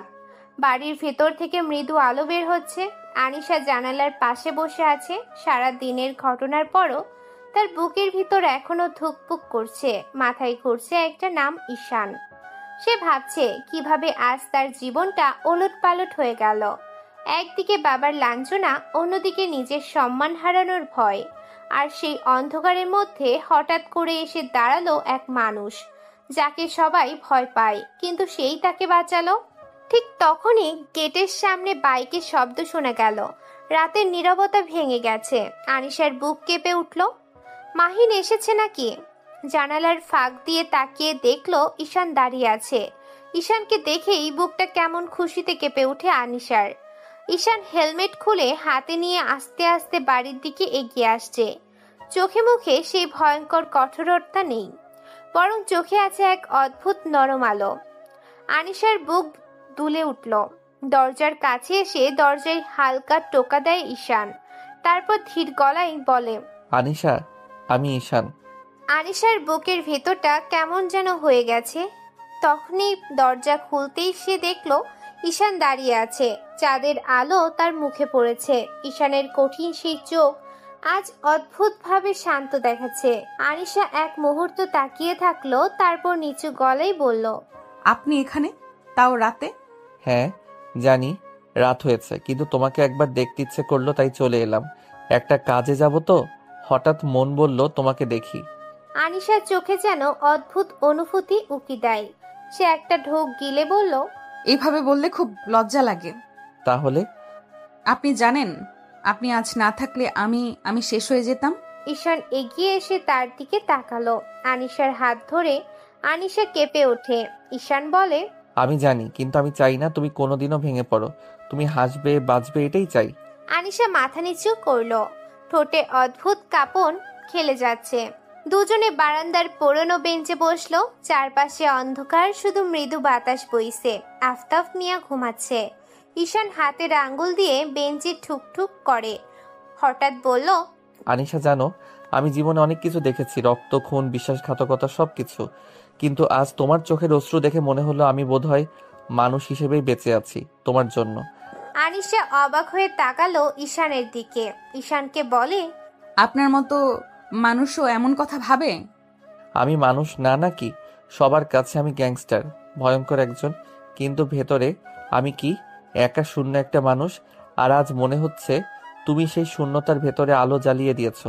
আমার কেউ নাই, অনাথ একজন মানুষ। আনিশার গাল গরম হয়ে উঠল। এমন কথাই ঈশানের প্রতি বড্ড মায়া জন্মায় ওর। ঈশানকে বলে, আমি কিছু করিনি। করেছো, তুমি আমার কাছে ভরসার নাম হয়ে গেছো। আনিশার ঠোঁট কেঁপে উঠল। তার বুকের ভেতর হঠাৎ করে এক অচেনা উষ্ণতা ছড়িয়ে যায়। আনিশা ধীরে ধীরে হাত বাড়ায়, ঈশানের হাতের উপর রাখে। আনিশার হাত ঠান্ডা, সে ধীরতার সাথে বলে, একটা কথা বলি, আমি জানি না কেন, কিন্তু আপনাকে দেখলেই মনে হয় আমি নিরাপদ মনে করি। ঈশান চুপ করে তার হাত ধরে রাখে, তারপর আস্তে করে বলল, আমি নিজেকে যতবার প্রশ্ন করি কেন বেঁচে আছি, উত্তর পাইনি। আজ উত্তর পেয়েছি। আমি বেঁচে থাকাকালীন যেন তোমাকে রক্ষা করতে পারি। অনাথ হয়ে জন্মেছিলাম, মা বাবাকে জানি না। শহরের অনাথ আশ্রম থেকে বড় হয়েছি। এই নেতা সেই নেতা সবাই আমাদের ব্যবহার করেছে, নামেই শুধু তারা আমাদের পাশে দাঁড়িয়েছে। বেঁচে থেকেছি এতদিন নিজের জন্য। ঈশান কথা শেষ করে তাকায় আনিশার দিকে। দুজনের চোখে চোখরা আটকালো। সময় যেন থেমে গেছে। ঈশান ধীরে বলল, আনিশা, আমি চাই না তুমি কখনো ভয় পাও। আমি আছি, যত বড় ঝড় আসুক আমি তোমার পাশে দাঁড়াবো। আনিশা অশ্রু ভেজা চোখে তাকালো ঈশানের দিকে, তারপর বলল, আপনি কি কথা দিচ্ছেন? হ্যাঁ, সারা জীবন থাকবো। তুমি চাইলে আমি আমার জীবনটাকে বদলে ফেলতে পারি, রক্তের রাস্তা ছেড়ে শুধু তোমার জন্য একটা নতুন রাস্তা বানাবো। তাহলে আমিও একটা কথা দিচ্ছি, আমি কখনো আপনাকে ছেড়ে যাব না। যত কষ্ট আসুক আমি আপনার পাশে থাকবো। দুজনে হাত শক্ত করে ধরল, প্রতিশ্রুতির মতো। হালকা বাতাস বয়ে যাচ্ছে, চারপাশে নিস্তব্ধতা। আনিশা আস্তে করে ঈশানের কাঁধে মাথা রাখে। তার চোখ বন্ধ, মনে হলো পৃথিবীর সব ভয় যেন গলে গেল এই কাঁধে মাথা রাখতে। ঈশান থমকে গেছে, তারপর ধীরে ধীরে আনিশার মাথায় হাত রাখে সে। আঙ্গুলের ছোঁয়া যেন আশ্বাস, সান্ত্বনা দেবার মতো বোলাতে শুরু করেছে। দুজনেই কোনো কথা বলছে না, শুধু বুকের ভেতরের শব্দ শুনছে। একসময় আনিশা ফিসফিস করে বলল, আপনি জানেন আমি ছোটবেলা থেকে স্বপ্ন দেখতাম কেউ থাকবে যে আমার দিকে তাকিয়ে বলবে আমি আছি। আজ মনে হচ্ছে সেই স্বপ্ন পূরণ হয়েছে। তাহলে আমিও কিছু বলি। আমি জীবনে কখনো কাউকে বলিনি, কিন্তু আজ বলছি, আমি তোমাকে ভালোবাসি আনিশা। আনিশা কেঁপে উঠল। তার চোখ থেকে অশ্রু গড়িয়ে পড়ল, কিন্তু ঠোঁটে এক চিরকালের হাসি ফুটে উঠেছে। সে হাসিতে বলে, আমিও আপনাকে ভালোবাসি ঈশান। যদি একদিন আপনি সব ছেড়ে দেন, আপনার গ্যাং, আপনার ভয়ঙ্কর জীবন, তাহলে তোমাকে নিয়ে চলে যাব অনেক দূরে, সমুদ্রের ধারে। একটা ছোট্ট ঘর করব, তুমি রান্না করবে, আমি মেঝেতে বসে খেয়ে হাসবো, রাতে ছাদে শুয়ে তারা গুনবো। এটাই আমার স্বপ্ন। তাহলে আমাদের স্বপ্ন এক, মানে আমাদের জীবনও এক হয়ে যাবে। আনিশা তার হাত দুটো দিয়ে ঈশানের হাত চেপে ধরল, তারপর বলে, আমার আর কিচ্ছু চাই না, শুধু চাই আপনি থাকবেন সারা জীবন আমার পাশে। আমি থাকবো, মৃত্যু হলেও তোকে ছেড়ে যাব না। রাত আরো নীরব হলো। হঠাৎ বিদ্যুতের লোডশেডিং, চারপাশ অন্ধকার, শুধু চাঁদের আলো এসে পড়ল দুজনের মুখে। আনিশা ঈশানের দিকে তাকালো, মনে হলো এই মানুষটাই তার পৃথিবী। সে আস্তে করে বলল, আজ যদি পৃথিবী শেষ হয়ে যায় তবুও আমি খুশি, কারণ আজ আমি আপনাকে পেয়েছি। না আনিশা, পৃথিবী শেষ হবে না, কারণ আমাদের গল্প এখনো শুরুই হয়নি। দুজনে একে অপরের চোখে চোখ রেখে বসে রইল, যেন চারপাশের সবকিছু হারিয়ে গেছে, শুধু বেঁচে আছে তাদের ভালোবাসা। এরপর ঈশান বিদায় নেয়, সে চলে যায় বন্দরের দিকে, আর মাহিন আসে আনিশার বাড়ির সামনে। তারপর আনিশা সবে দরজাটা বন্ধ করতে যাচ্ছিল, অন্ধকার উঠোনে হঠাৎ করেই যেন একটা ছায়ামূর্তি নড়ে ওঠে। তার বুক ধরফর করতে লাগলো, কারণ ঈশান তো চলে গেছে। তাহলে আবার কে আসবে এখন? আনিশা কাপা গলায় প্রশ্ন করে, কে? ছায়াটা ধীরে ধীরে এগিয়ে এলো তার দিকে। তীক্ষ্ণ চাঁদের আলোয় চেনা মুখটা ফুটে উঠল। মাহিন এসেছে। মাহিন মুখে একটা শয়তানি হাসি মেখে আনিশার হাত চেপে ধরে বলল, কি গো সুন্দরী, ভুলে গেছো আমাকে? মাহিনের গলা শুনতেই আনিশা ভয়ে পিছিয়ে আসতে চাইল, কিন্তু মাহিনের হাতের চাপ এত শক্ত যে সে কিছুতেই ছাড়াতে পারল না। আনিশা কাপা কণ্ঠে বলল, আপনারা এখানে কেন? প্লিজ চলে যান। শালি, আমাকে সবার সামনে চড় মারা, আজ তোকে দেখাবো কে মাহিন। এবার তাজিম আর শাহিদও ভেতরে ঢুকে পড়ে। ওরা তিনজন ভেতরে ঢুকলো। তারা দরজা ভেতর থেকে বন্ধ করে দেয়। ঘরটা মুহূর্তেই যেন অন্ধকার আর আতঙ্কে ভরে উঠল। আনিশা চিৎকার করে উঠে বলে, বাবা, বাবা। ঘুম ভেঙে আফতাব দৌড়ে বেরিয়ে এলো। তার চোখে আতঙ্ক। মেয়ের এমন চিৎকার যেন তার বুক কাঁপিয়ে দেয়। সে এসে দেখে মাহিনেরা তার মেয়েকে ধরে আছে। সে বলে, তোমরা এখানে কেন এসেছো? আমার মেয়েকে ছেড়ে দাও। আফতাব এগিয়ে আসতেই মাহিন কোমর থেকে পিস্তল বের করে কোনো দ্বিধা না করেই সোজা ট্রিগার চিপে দিল। থাম করে শব্দ হয় একটা। গুলির শব্দে পুরো বাড়িটা কেঁপে ওঠে। আফতাব বুক চেপে মাটিতে লুটিয়ে পড়ল। রক্তে ভিজে গেল মেঝে। বাবা! আনিশার কণ্ঠ যেন আটকে গেছে। চোখের সামনে নিজের বাবাকে মরতে দেখে তার শরীর অবশ হয়ে গেল। আফতাব ওখানেই মারা যায়। আনিশার মুখ থেকে কোনো শব্দ বের হলো না আর। গলা শুকিয়ে কাঠ হয়ে গেছে তাৎক্ষণিক। তার হাত পাও কাঁপতে লাগলো। মাহিন কাছে এসে আনিশাকে ধাক্কা দিল। আনিশা পড়ে গেল বাবার দেহের পাশে। রক্তের গন্ধ, মৃত্যুর ভীতিকর নীরবতা সব মিলে যেন আনিশার পৃথিবী থেমে গেছে। তাজিম এগিয়ে এসে বিদ্রুপের হাসি দিয়ে বলে, আজ তোকে কেউ বাঁচাতে আসবে না, বুঝলি? সব জামা কাপড় খোল। মাহিন তাজিম জামা খুলতে শুরু করে। মাহিন জানালা দিয়ে বাইরের রাস্তার দিকে তাকালো। সে বলে, ভাই তাড়াতাড়ি কাজ সেরে ফেলো, ও আসলে মুশকিল হবে। মাহিন আনিশার দিকে ঝুঁকে পড়ে বলে, শালি, আজ থেকে শিক্ষা দেব, ধর ওকে। এরপর মাহিন এসে আনিশাকে ধর্ষণ করে। আনিশা যেন বাধা দিতে পারে না। আনিশার চোখ থেকে পানি নীরবে গড়িয়ে পড়তে শুরু করেছে। মাহিনের শেষ হলে তাজিম আসে। সেও ইচ্ছামতো আনিশার শরীর নিয়ে খেলতে থাকে। তাজিমের শেষ হলে শাহিদও দেরি করে না। সেও এসে ঝাঁপিয়ে পড়ে আনিশার উপর। তিনজনের কাজ শেষ হলে মাহিন তার পিস্তলের পেছনের অংশ জোরে চেপে ধরে আনিশার মাথায় জোরে বাড়ি দেয়। আনিশার কপালের এক পাশ ফেটে রক্ত বের হতে শুরু করে। এরপর সে চোখ বন্ধ করে যন্ত্রণায়। মাহিনেরা জানে আনিশা মরে গেছে। তারা আর দেরি করে না, দৌড়ে চলে যায় সেখান থেকে। ওদিকে ঈশান পৌঁছেছে বন্দরে। কাশিমের বলা কন্টেনার খুঁজে বের করে। সেটা নিয়ে সে এগিয়ে আসতে থাকে শহরের দিকে। নির্জন একটা জায়গাতে আসতেই শুনতে পায় ভেতর থেকে কান্নার শব্দ। ঈশান গাড়ি থামায়। কন্টেনার তালা মারা। ভালো করে কান পাততেই শুনতে পায় ভেতর থেকে কারা যেন কাঁদছে আর শব্দ করছে। মাহিন কন্টেনারের তালায় গুলি করে। সাথে সাথে দরজা খুলে যায়। তাকিয়ে দেখে কতগুলো মেয়ে। ঈশান বুঝে যায় তাকে মিথ্যা বলে খারাপ কাজ করিয়ে নিতে চেয়েছে। রাহিজার কাশেম। মেয়েগুলো ভয়ে বসে থাকে। ঈশান ইংরেজিতে বলে, তোমরা মুক্ত, তোমরা থানায় চলে যাও, কেউ তোমাদের কিছু বলবে না। ঈশানের কথা মতো ওরা সবাই নামে। তারপর চলে যায় সেখান থেকে। ঈশান ফোন করে বের করে। রাহিজকে কল দেয়। রিসিভ করে রাহিজ, হ্যাঁ ঈশান। আমি বলেছিলাম না আমাকে দিয়ে খারাপ কাজ করাবেন না? খালিদের কথা নিশ্চয়ই মনে আছে? হ্যাঁ আছে। আজকের পর তুমি এমনিতেই কোনো কাজ করতে পারবে না। মানে? পিছনে তাকাও। ঈশান পেছনে তাকায়। দেখে রাহিজেরা দাঁড়িয়ে, সাথে পুলিশ আরো কিছু অস্ত্রধারী ছেলেরা। ওরা চারপাশ দিয়ে ঘিরে ফেলেছে ঈশানকে। ঈশানের দিকে কয়েকজন এগিয়ে যায়। ঈশান গুলি করে, কিন্তু কতক্ষণেই বা সবার থেকে বাঁচবে। একসময় ঈশানকে কোন ঠাসা করে ফেলে ওরা। রাহিজ এসে ঈশানের পেটে ছুরি ঢুকিয়ে দেয়। তারপর মাথায় বাড়ি মেরে রাস্তার পাশের জঙ্গলে ফেলে আসে। তারপর শহরের রাতটা অদ্ভুত শান্ত, কিন্তু সেই শান্তির আড়ালে জমে উঠেছিল ভয়ঙ্কর এক ঝড়। সেই ঝড়ের প্রথম অংশের নাম আনিশাকে ধর্ষণের পর মেরে ফেলা। তাজিম আর শাহিদ মাহিনের সাথে যোগ দিয়ে এসব করে। সে রাতে আনিশাদের ঘরের ভেতর থেকে ভেসে আসে চিৎকার, কান্না আর নৃশংসতার শব্দ। তারপর সব স্তব্ধ হয়ে যায়। কিছুক্ষণ পর দরজা খুলে তিনজন বেরিয়ে আসে। আনিশা মেঝেতে নিথর পড়ে আছে বাবার রক্তের পাশে। মাহিন থুতু ফেলে বলেছিল, শালি মরুক, চল সবাই। ওরা বেরিয়ে যায়। রাত আবার নিস্তব্ধতা হয়ে গেল, কিন্তু তখনও একটা মৃদু নিঃশ্বাস বেঁচেছিল আনিশার শরীরে। অন্যদিকে বন্দরে যুদ্ধের প্রস্তুতি চলছিল। ঈশান একাই গিয়েছিল। তার সিদ্ধান্ত ছিল তার নিজের লোকজনকে বিপদে ফেলবে না। রাতের অন্ধকারে ট্রাক দাঁড়িয়েছিল, কন্টেইনার ভর্তি মেয়ে। রাহিস লোকজন নিয়ে হাজির হয়। ঈশান, আজ তোর খেলা শেষ।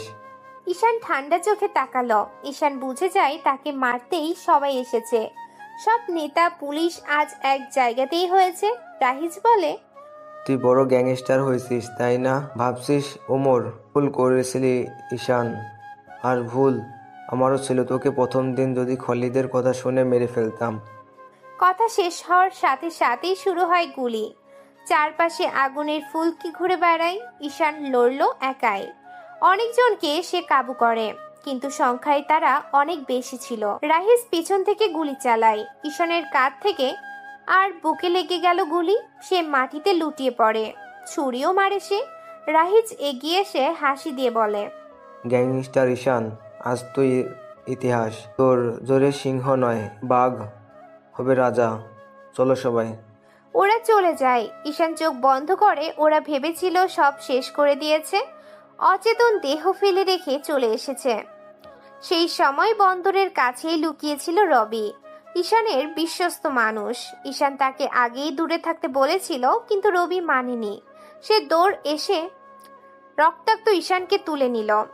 ভাই, আমি আছি। ছোট থেকে তোমার সাথে আছি। নিজের ভাই মনে করে আমাকে রেখেছো। তোমার কিছু হতে দেব না। হাল ছেড়ো না ভাই, আমি আছি।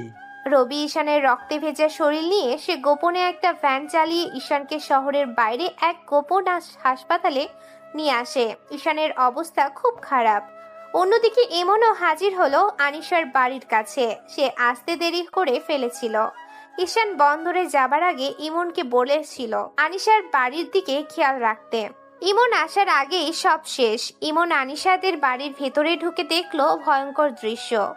আফতাব মৃত। আনিশা মাটিতে পড়ে আছে, রক্তে ভেজা দেহ, কাপড়ও নেই। আনিশার নিঃশ্বাস চলছে। সে তাড়াতাড়ি চাদর দিয়ে আনিশাকে ডেকে নেয়। আনিশা, তুমি মরো না, আমি আছি, চলো আমার সাথে।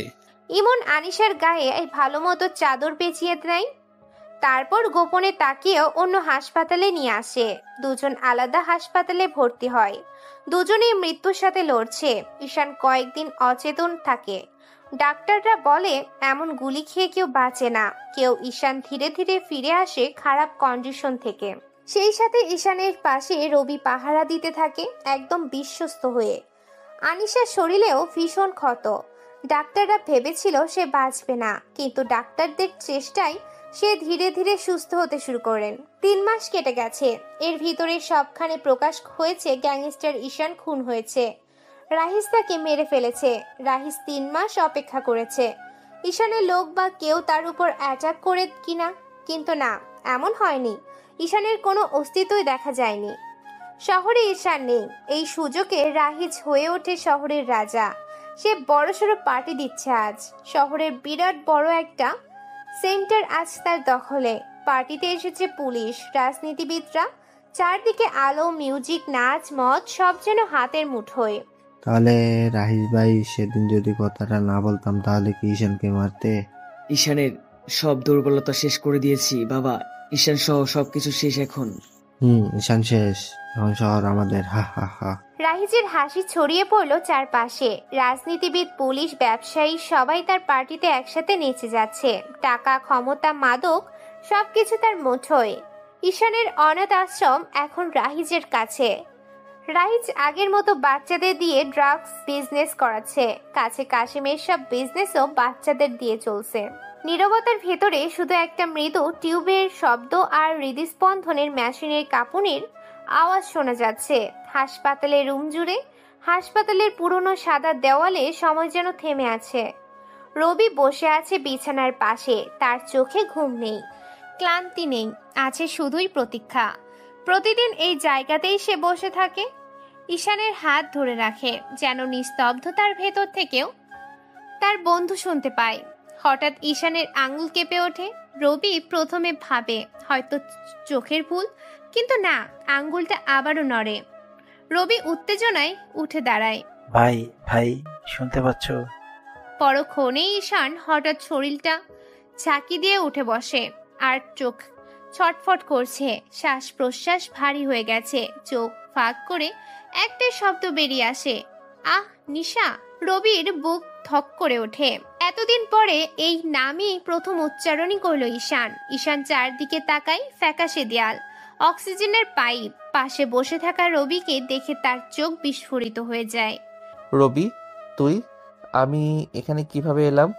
রবি কণ্ঠে কান্না চেপে ধরে, তার বুকে ভেঙে যাচ্ছে বন্ধুর এমন অসহায় প্রশ্ন শুনে। সে বলে, ভাই তুমি এখন হাসপাতালে আছো, শহরের বাইরে একটা জায়গায়। তাহিজ, কাশেম আর মোহিনীরা তোমাকে মেরে ফেলে রেখে গেছিল, আর আমি তোমাকে এখানে নিয়ে এসেছি। 3 মাসের বেশি সময় ধরে তুমি কোমায় ছিলে। ঈশান যেন বিশ্বাসই করতে পারছে না, মাথার ভেতর সবকিছু ঝাপসা হয়ে আছে। হঠাৎ তার ঠোঁট কেঁপে ওঠে। আনিশা, সে কোথায়? ইমনকে বলেছিলাম খেয়াল রাখতে। রবি মুখ নামিয়ে ফেলে।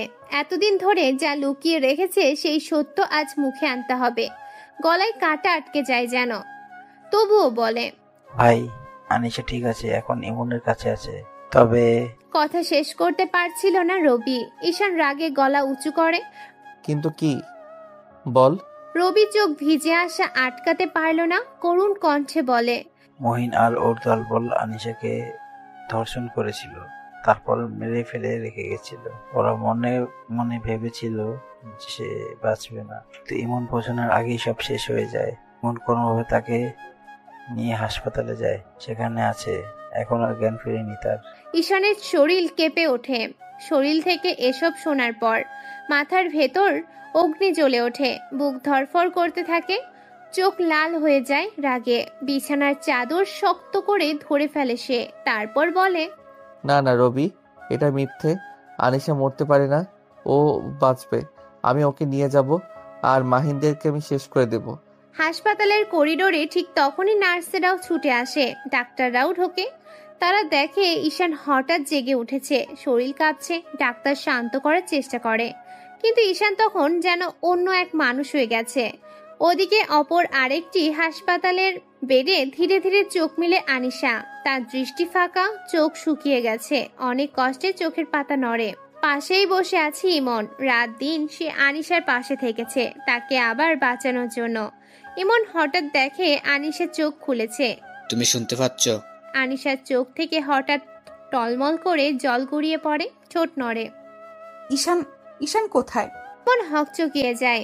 এত কষ্টে বেঁচে থাকা মেয়েটা প্রথমে ঈশানের নাম নেয়। গলার স্বর ফেটে যায় ইমনের। তার বন্ধুর কথা সে রেখেছে, আনিশাকে সে খেয়াল রেখেছে। ও এখন ভালো আছে। একটু আগে রবির সাথে কথা হয়েছে। ঈশানকে মেরে রাস্তায় ফেলে রেখে মাহিনের লোকেরা এখন সে জেগে উঠেছে, তোমার কাছেই আসবে। আনিশার ঠোঁটে ক্ষীণ হাসি ফুটে ওঠে, কিন্তু সেই হাসির আড়ালে অসীম যন্ত্রণা। স্মৃতির ভেতর ঢুকে যায় সে অন্ধকার রাত। আতঙ্ক, অপমান আর মৃত্যু ছুঁয়ে গিয়েছিল তাকে। শরীর ভেঙে গিয়েছিল, কিন্তু মন ভাঙতে পারেনি। তার বাবার কথাও মনে পড়ে। ডুকরে কেঁদে ওঠে আনিশা। কিছুক্ষণ পর খবর ছড়িয়ে যায়, একসাথে দুজনেরই জ্ঞান ফিরেছে ঈশান আর আনিশার। হাসপাতালের পুরো পরিবেশ কেঁপে ওঠে। ডাক্তাররা সতর্ক থাকে, কারণ এরা দুজনেই মৃত্যুর দুয়ার থেকে ফিরে এসেছে। রবিকে ডেকে পাঠানো হয়, সে দৌড়ে আসে আনিশার ওয়ার্ডের। আনিশা তাকে দেখে কাপা গলায় বলে, রবি, ঈশান কোথায়? আমি ওকে দেখতে চাই। রবি দ্বিধায় পড়ে যায়। একদিকে ঈশান অসহনীয় রাগে কাঁপছে, অন্যদিকে আনিশার ভাঙা মন। দুজনকে একসাথে দেখা করানো ঠিক হবে কিনা সে বুঝতে পারছিল না, কিন্তু সময় নষ্ট করারও উপায় নেই। ডাক্তারের অনুমতিতে অবশেষে ওদের মুখোমুখি করানো হয়। মানে ঈশানকে দীর্ঘ 1 ঘন্টা জার্নি করার পর আনিশার কাছে। হাসপাতালের ছোট্ট রুমে ঈশান বসে আছে হুইল চেয়ারে, শরীর দুর্বল, চোখে জ্বলন্ত আগুন লেগে আছে। দরজা ঠেলে আনিশা ভেতরে ঢোকে। তার গায়ে এখনো হাসপাতালের সাদা কাপড়, মাথায় ব্যান্ডেজ, চোখে ক্লান্তি। দু চোখে চোখ মিলতেই যেন সময় থেমে যায়। ঈশানের চোখে জল এসে যায়। সে হাত বাড়িয়ে বলে, আনিশা, আমি তোমাকে হারাইনি। আনিশা হেঁটে এসে তার হাত ধরে, ফিসফিস করে বলে, তুমি ফিরেছো ঈশান। আমি জানতাম তুমি আমাকে ফেলে যাবে না, কিন্তু আমার যে সব শেষ। আনিশাকে জড়িয়ে ধরে ঈশান। আনিশা ঈশানের বুকে মুখ রেখে অঝরে কাঁদে আর বলে, ওরা সে রাতে আমাকে ধর্ষণ করেছে, আমার বাবাকে মেরে ফেলেছে ঈশান। আমার যে তোমাকে দেবার মতো কিছুই নেই। ঈশানের রাগ যেন চোখ দিয়ে পানি হয়ে গড়িয়ে পড়ছে। রবি আর ইমন চুপচাপ দাঁড়িয়ে থাকে। ওরা জানে এই মুহূর্তে পৃথিবীর সবচেয়ে পবিত্র ভালোবাসা একে অপরকে শক্তি দিচ্ছে, আর সেটাই হয়তো মাহিনদের জন্য মৃত্যুর কারণ। তবে ওদের চোখে শুধু কান্না নয়, আগুনও আছে। দুজনেই জানে এই অন্যায়ের প্রতিশোধ নিতে হবে। মাহিন, রাহিজ আর তাদের পুরো দলকে শেষ করতে হবে, না হলে তাদের জীবনের এই দুঃস্বপ্ন কখনো শেষ হবে না। ঈশান আনিশার কাপা হাত শক্ত করে ধরে বলে, আর আমাদের ভাঙতে চেয়েছিল, কিন্তু আমরা ভাঙিনি। এখন আমরা ফিরবো প্রতিশোধ নিয়ে। আনিশা চোখ মুছে মাথা নাড়ে, তার কণ্ঠ কাঁপলেও ধীরভাবে বলে, হ্যাঁ ঈশান, এখন আর ভয় নেই, এখন শুধু লড়াই হবে। রবিরা বাইরে থেকে দাঁড়িয়ে শুনতে পায় ওদের কথাগুলো। তার বুক ভরে ওঠে। সে জানে এই যুদ্ধ শুধু ঈশান আনিশার নয়, এই যুদ্ধ সবার, যারা অন্যায়ের শিকার হয়েছে। হাসপাতালে স্নান আলোয় তাদের চোখের অশ্রু মিশে যায় ধীর সংকল্পে। মৃত্যুর দরজা থেকে ফিরে আসা দুটো আত্মা এখন আর কাঁদছে না, তারা জ্বলছে। আর সেই আগুনেই পুড়ে ছাই হবে মাহিন আর রাহিজের সাম্রাজ্য। 1 সপ্তাহ পর ক্লাবের ভেতর চারদিকে নিয়ন আলো, তীব্র বেজের শব্দে মিউজিক কাঁপছে দেয়ালগুলো। মদ, ধোয়া আর হাসাহাসির মাঝে ঢুকে আছে মাহিন। সিল্কের শার্টের বোতাম খুলে রেখেছে, হাতে গ্লাস, চোখে মাতলামির পরশ। পাশে দুজন তাজিম আর শাহিদ আছে, দুজনে একই ধরনের লোক। নোংরা দৃষ্টিতে চারদিকে তাকিয়ে আছে। মাহিন হঠাৎই চমকে ওঠে। ভিড়ের মাঝখানে থেকে একটা মেয়ে বেরিয়ে আসছে, কালো ওয়েস্টার্ন ড্রেস, গায়ের ভাঁজে ভাঁজে আলো নেমে আসছে। নাচতে থাকা শরীর, তার চুলও খোলা। মাহিনের চোখ স্থির হয়ে যায় ওদিকে। মনে হয় এই দৃশ্য যেন কোনো দুঃস্বপ্নের ভেতর থেকে বেরিয়ে এসেছে। মামা, নতুন মাল মনে হচ্ছে। তাজিম দাঁত বের করে কথাটা বলল মাহিনকে। চল কথা বলি, দেখি কি চায়। শাহিদ কথাটা বলে এগিয়ে আসে। মাহিন গ্লাস নামিয়ে দেয়, চোখ মেলে তাকিয়ে থাকে। মন যেন চেনা চেনা লাগছে। চেনা? কার মতো? আনিশা, বহু তার মতো। হা হা হা, তুই শালা, তুই এখন ওই মেয়ের ঘর থেকে বেরোতে পারিস নাই? ও তো মরে গেছে, আমাদের হাতেই গেছে। গরিব ঘরের মেয়ে, সে সব ক্লাবে আসবে কিভাবে? যদি তার মতো হয় তাহলেই তো আসল মজা। তারা তিনজন এগিয়ে যায়। মেয়েটা পেছন ফিরে তাকিয়ে মুচকি হাসে, একরাশ রহস্যময় চাহনি। ওরা মেয়েটার থেকে সিগন্যাল পেয়ে আরো খুশি হয়।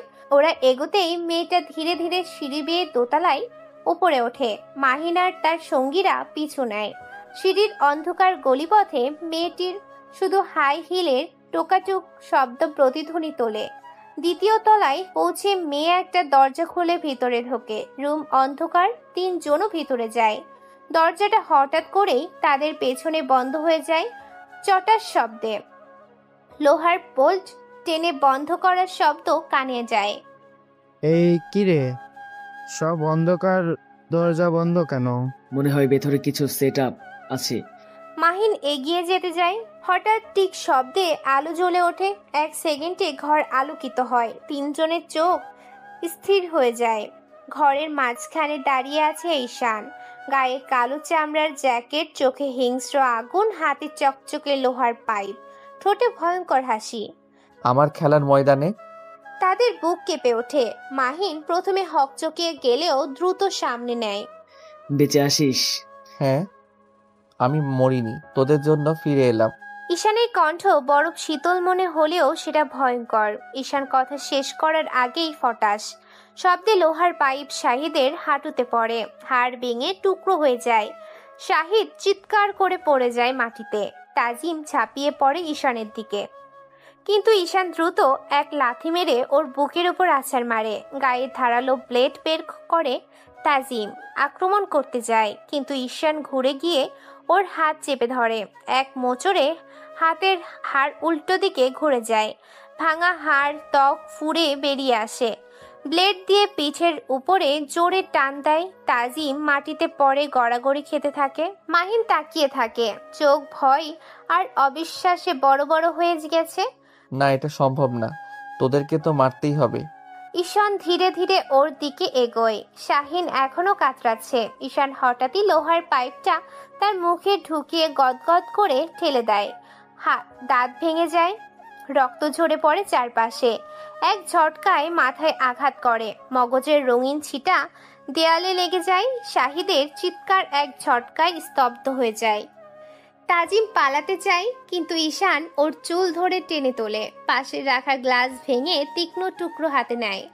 তারপর একের পর এক গলায় আঘাত করে। তাজিমের শরীর কাঁপতে থাকে, গলা থেকে ছিটকে বের হয় রক্ত। দেয়ালের সাদা রং মুহূর্তে লাল হয়ে যায়। তাজিম ধপ করে পড়ে যায়, নিথর হয়ে থাকে তার দেহ। এবার বাকি শুধু মাহিন। মাহিন পেছনে সরে যায়। সে কোমর থেকে ছুরি বের করে, তার হাতে থাকা ছুরি কাঁপছে। ঈশান প্লিজ, আমি ভুল করেছি। আমি তোকে মেরেছিলাম না। আমি শুধু আনিশা ভুল হয়েছে আমার। ঈশানকে থামতে বলো। ঈশানের চোখ লাল হয়ে গেছে। সে চিৎকার করে বলে, তুই শুধু ধর্ষণ করেছিলি, তাই না? তুই শুধু আমার আনিশাকে শেষ করতে গিয়েছিলি, মনে আছে? মাহিনের ঠোঁট শুকিয়ে যায়। সে তবুও বলে, না না, আমি নেশায় ছিলাম, মানে ভুলে রাগে করেছি। কিন্তু আজ আমি নেশাই নেই, আমি জেগে আছি। ঈশান ধীরে ধীরে এগিয়ে যায়। মাহিন দৌড়াতে চায়, কিন্তু দরজা আটকানো। রবি আর ইমনও আছে দরজার কাছে। ঈশান হঠাৎ দৌড়ে গিয়ে মাহিনের বুকের উপর ঝাঁপিয়ে পড়ে। দুই হাত দিয়ে মাহিনের মাথা ধরে দেয়ালে আছাড় মারে। একবার, দুবার, তিনবার আছাড় দেয়। রক্তে দেয়াল ভিজে যায়। তারপর কোমর থেকে পিস্তল বের হয় ঈশান। এটা সেই পিস্তল যেটা দিয়ে তোরা আনিশার মাথায় আঘাত করেছিলি। সে এক ঝটকায় মাহিনের কপালে ধরে ট্রিগারে চাপ দেয়। মাহিন কোকিয়ে ওঠে। ঈশান থামে না, সবগুলো গুলি মাথায় ঢোকাতে থাকে। প্রতিবার রক্ত ঝরে মেঝে ভিজে যায়। শেষে মাহিনকে টেনে এনে মেঝেতে ফেলে দেয়। তার বুকের ওপর উঠে গলা চেপে ধরে, চোখে চোখ রেখে বলে, এবার প্রতিটি নিঃশ্বাসের হিসাব দিবি। মাহিনের চোখ ফেটে বেরিয়ে আসে। শ্বাসরুদ্ধ হয়ে শরীর ছটফট করতে থাকে। ধীরে ধীরে শরীর নিথর হয়ে যায়। চারদিকে শুধু রক্ত। দেয়াল, মেঝে, আসবাব সব লাল হয়ে গেছে। বাতাস ভারী হয়ে গেছে। তিনটা লাশ পড়ে আছে, তিনটাই বিভৎস। ঈশান হাঁপাচ্ছে, শরীর কাঁপছে, হাতে এখনো রক্তে ভেজা ছুরি আর পিস্তল। ধীরে ধীরে সে চোখ বন্ধ করে। আনিশা এসে পাশে দাঁড়ায়। ঈশান বলে, আমি পেরেছি আনিশা, আমি প্রতিশোধ নিয়েছি। রবি এগিয়ে এসে নিঃশ্বাস ফেলে বলে, এখনো শেষ হয়নি ঈশান, এখনো রাইজ বেঁচে আছে। ঈশান ধীরে ধীরে মাথা তোলে, চোখে আবার সে আগুন। হ্যাঁ, এখন রাহিজের পালা। খবর নে ওর মাল কোথা থেকে আসছে। আটকে দে মাল, রাহিজ নিজে আসবে দেখতে, তারপর ওটাকেও মেরে ফেলবো। রাত গভীর। শহরের প্রান্তে পুরনো হাইওয়ে চলমান। চারপাশে কুয়াশা নামছে। রাস্তার দুপাশে ঘন বন। দূরে শেয়ালের ডাক শোনা যাচ্ছে। একটা বিশাল ট্রাক কালো অন্ধকার ভেদ করে এগিয়ে আসছে। হেডলাইটের আলো কেটে যাচ্ছে কুয়াশাকে। ভেতরে ড্রাইভারের চোখে টান, তবু সতর্কতা। ট্রাকের ভেতরে 20-25টা অনাথ বাচ্চা ভয়ে চুপচাপ বসে আছে। ওরা জানে না কোথায় নিয়ে যাওয়া হচ্ছে। সাথে আছে কয়েকটা লোহার ট্রাক, ভেতরে কোটি টাকার ড্রাগস। ড্রাইভার হঠাৎই দেখে রাস্তার ওপর একটা বিশাল গাছ পড়ে আছে। ব্রেক কষতেই কিচ কিচ শব্দে ট্রাক থেমে যায়। শালার গাছকে রাখলো রে। ড্রাইভার গালি দেয়, কিন্তু হঠাৎ সামনে ধোয়ার মেঘ। ফস শব্দে বোম ব্লাস্ট হয়। একটার পর একটা গ্যাস বোমা এসে পড়েছে রাস্তায়। ঘন ধোঁয়া ভরে যায়। ড্রাইভারের চোখ জ্বালা করে। সে দ্রুত ফোন তোলে, সরাসরি রাহিজকে কল দেয়। স্যার, কে বা কারা আমাদের আটক করেছে? মাল সব লুটে নিতে পারে, বাচ্চারাও আছে। আমি আটকানোর চেষ্টা করছি, আপনার আশা লাগবে। ওপাশ থেকে কয়েক সেকেন্ড নীরবতা, তারপর রাহিজের গলা শোনা যায়। অপেক্ষা করি, আমি আসছি।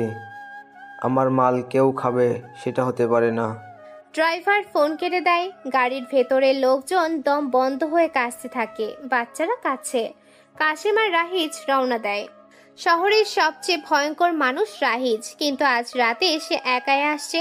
কোনো বডিগার্ড, কোনো গাড়ি বহর নেই, কারণ তার 2 নাম্বারই বিজনেস। প্রশাসন জানলে সমস্যা।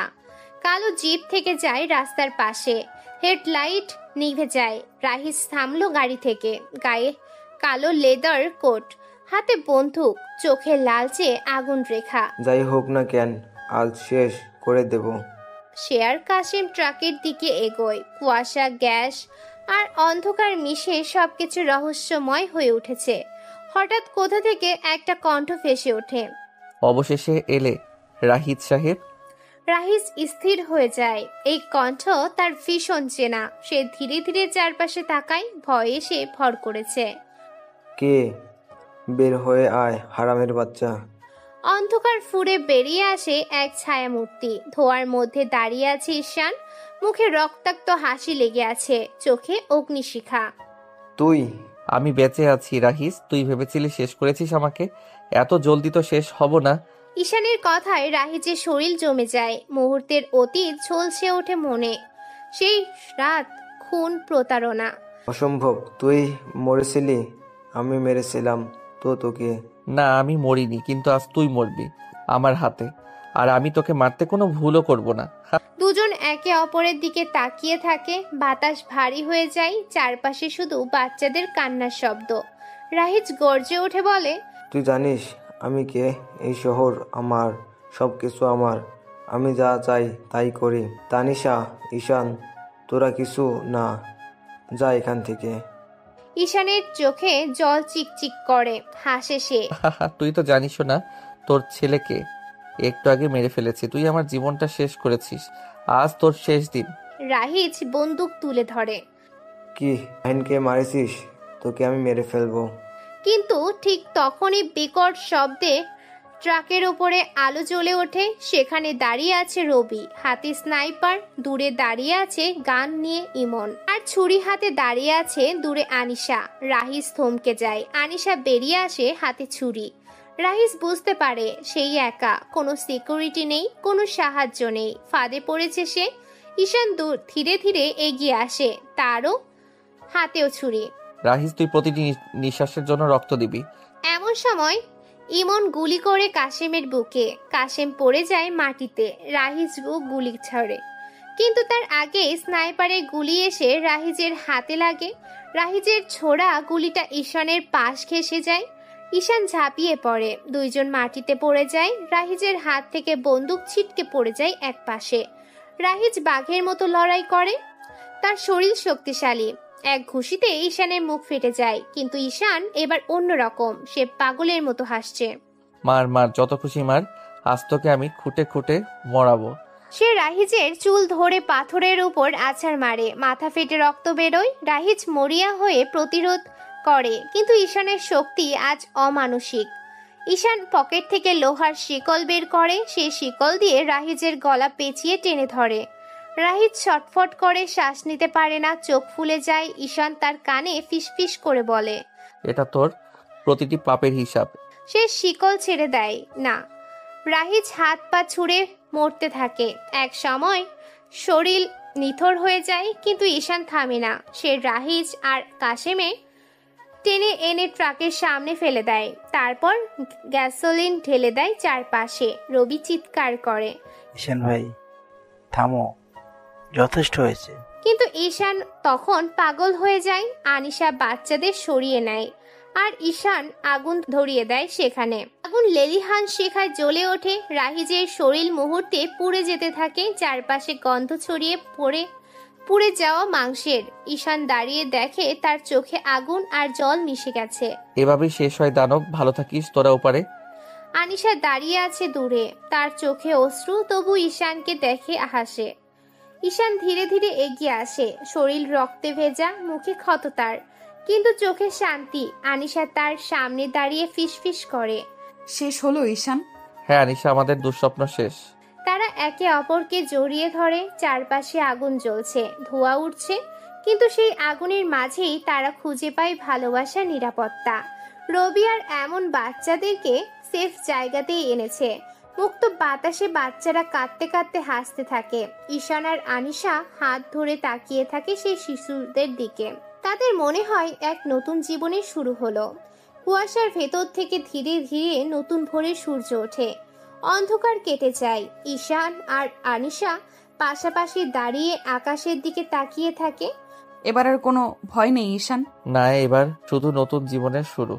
দুজনের চোখে অশ্রু, ঠোঁটে ভালোবাসা। অতীতের রক্তাক্ত দুঃস্বপ্ন শেষ হয়েছে। এখন তাদের সামনে শুধু নতুন ভোর।